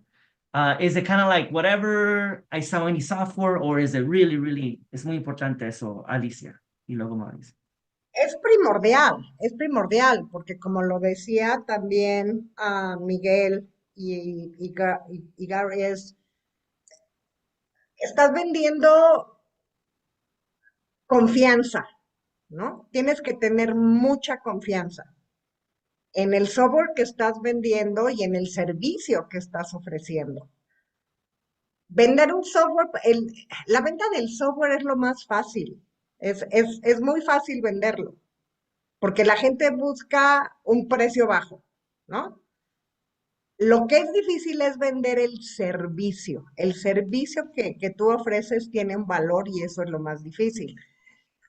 ¿Por qué puedes ofrecer un buen servicio? Porque sabes que cuentas con el respaldo de Miguel, por ejemplo, nosotros en este caso, que yo puedo marcarle a Miguel a su celular, le puedo mandar un mensaje de texto, Miguel, necesito ayuda y Miguel me contesta. Esa relación que tú tienes con tu tax provider es muy, muy importante. Porque de otra manera caes en el dial 1-800 number and what's your client ID, ¿no? O sea, te vuelves del montón. La relación tiene que ser estrecha y honesta. Y cuesta trabajo generar esa relación, ¿no? Porque tampoco la puedes generar de un día para otro. Pero cuesta trabajo, pero es un día a día, día a día, día a día. Y como dicen todos, estamos aquí para ayudar, para servir, para educar. Y si no amáramos lo que hacemos, definitivamente no estaríamos aquí, ¿no? Sí, gracias, Alicia. Anything to add, Mauricio? Dale. Súper bien dicho, digo exactamente lo mismo, ¿no? Pero añado también que no es solamente el software, ¿no? También es el banco. La relación con los softwares, nosotros trabajamos con taxes principalmente, pero tenemos otros softwares que trabajamos. La relación es súper importante y también conocer la industria y eso pues lo vas a conocer trabajando año con esas preguntas nuevas que salen, esos problemas nuevos que salen. No hay una temporada que no tenga problemas, eso no existe. De las 19 temporadas que llevamos haciendo esto, no hemos tenido una temporada en que no haya problemas por una razón u otra. Entonces es qué sabes y a quién conoces, ¿no? Porque muchas veces es un issue que tienes que llamar a alguien arriba en la cadena para entender bien qué está pasando, porque es un tema de crisis o es un tema de necesito un trabajo de hacer algo clerical y entonces no tengo que llamar al VP del negocio, tengo que llamar a alguien más que me pueda ayudar a que este proceso fluya. Entonces tienes que saber como que tener como contactos en todas partes para poder saber a quién llamar, ¿no? Eso en nuestra experiencia ha funcionado, ¿no? Y siempre estar creando relaciones, porque esta industria también todo se mueve muy rápido, ¿no? Hoy uno está en este lugar, otro está en otro, está en este lugar acá, regresa otra vez a este lugar donde estaba. Entonces siempre es estar en contacto con la gente, estar presente y seguir aprendiendo, saber que nunca dejas de aprender y la relación al final del día, esto es un negocio de relaciones, es un negocio de relaciones. Gracias, Mauricio y Alicia. From Taxes and Products Related, van a estar disponibles durante el año en varios eventos. Y creo que ahorita que terminemos, una pregunta y vamos a terminar. Hacemos un polling question al final, Antonio, para que la gente que quiera hablar con los panelistas que puedan hacer eso. Pero last question, última pregunta. Ángel, ahí estás, buscándote. Yo está conocido a ti por muchísimos años, ¿verdad? Desde el principio, cuando yo antes trabajaba con Latino Tax Pro, al señor Jorge Ramírez, obviamente, él es el CEO de All Tax Solution. Tú, Ángel, has estado con el señor Ramírez desde el principio, ayudándole, apoyándolo. ¿Qué has visto tú que es la razón por el éxito del señor Jorge de All Tax Solution? ¿Es customer service? ¿Es the team? ¿Es tus bancos, tu software? ¿Qué has visto tú durante los años, Ángel? Creo que es una sinergia de cada una de esas cosas que has mencionado. Como lo mencionó Alicia muy apropiadamente, vender un software quizás es lo de menos, es lo más fácil, pero lo que realmente necesitamos demostrarle a esa persona que está buscando por ayuda es de que se va a sentir eh, respaldada durante la temporada de impuestos, porque realmente nosotros somos como un headquarter en una batalla y esas oficinas son las que están ahí en el frente lidiando con taxpayers cara a cara. Y muchos aquí quizás coincidirán de que tratar con personas a veces puede ser muy difícil, especialmente cara a cara. Entonces, eso requiere eh, un talante muy, que puede decir, mucha paciencia. Entonces, nosotros estamos ahí para eso mismo. Y el éxito que hemos tenido es quizás esa combinación, siempre tratando de dar un buen servicio, asesoría no solamente del software que nosotros ofrecemos, que es Drake, sino también la asesoría sobre impuestos y también reforzando el bundle, el paquete que nosotros ofrecemos con muchas herramientas, siempre está en evolución, vamos agregando, quitando cosas que quizás no entendemos que no deberían ir, pero asimismo añadiendo otras que entendemos que van a ser de provecho para el preparador. Así que es eso, yo creo que es una sinergia de cada una de esas cosas, una combinación y todo eso pues crea esta confianza. Perfecto, Ángel. Gracias por ese comentario. Gracias a tu equipo aquí de All Tax Solution, a la gente que está escuchando, si quiere hablar con ellos. Ahorita hacemos un polling question, no sé si tenemos uno, Antonio, y si no, le ponemos en el chat, para hablar con los panelistas, lo que es con Service Bureaus exitosos, también Mauricio, Alicia y tu equipo, ¿verdad? Aquí otro gran experiencia y obviamente tenemos a los colegas de TPG, Armando, Eli, a Debra, a María de EPS Financial and Refund Advantage, tenemos a Ernest, tenemos a muchos aquí que están escuchando y apoyándonos, porque la meta es aprender de nosotros. So our goal, right, is for everybody to learn from each other and be successful. And if you grow, I grow. I like that. I like that concept. I always say, I was telling Will yesterday, let's optimize up, right? Let's be able to kind of learn from each other and make more money together. But with that said, click on the thing if you're looking to get information from any of our partners here. If not, we'll follow up with everybody. The next meeting, la próxima junta, is in Orlando. So we'll see a lot of you in a couple of weeks at the tax forum and at the evening reception. In the meantime, this recording will live on Negozee TV. Negozee TV is our new platform to consume content, to view the videos. I'll put it here on the chat. Check it out, and love for you to give us feedback on that. Últimas palabras, Antonio, antes de irnos. ¿O comentarios o anuncios?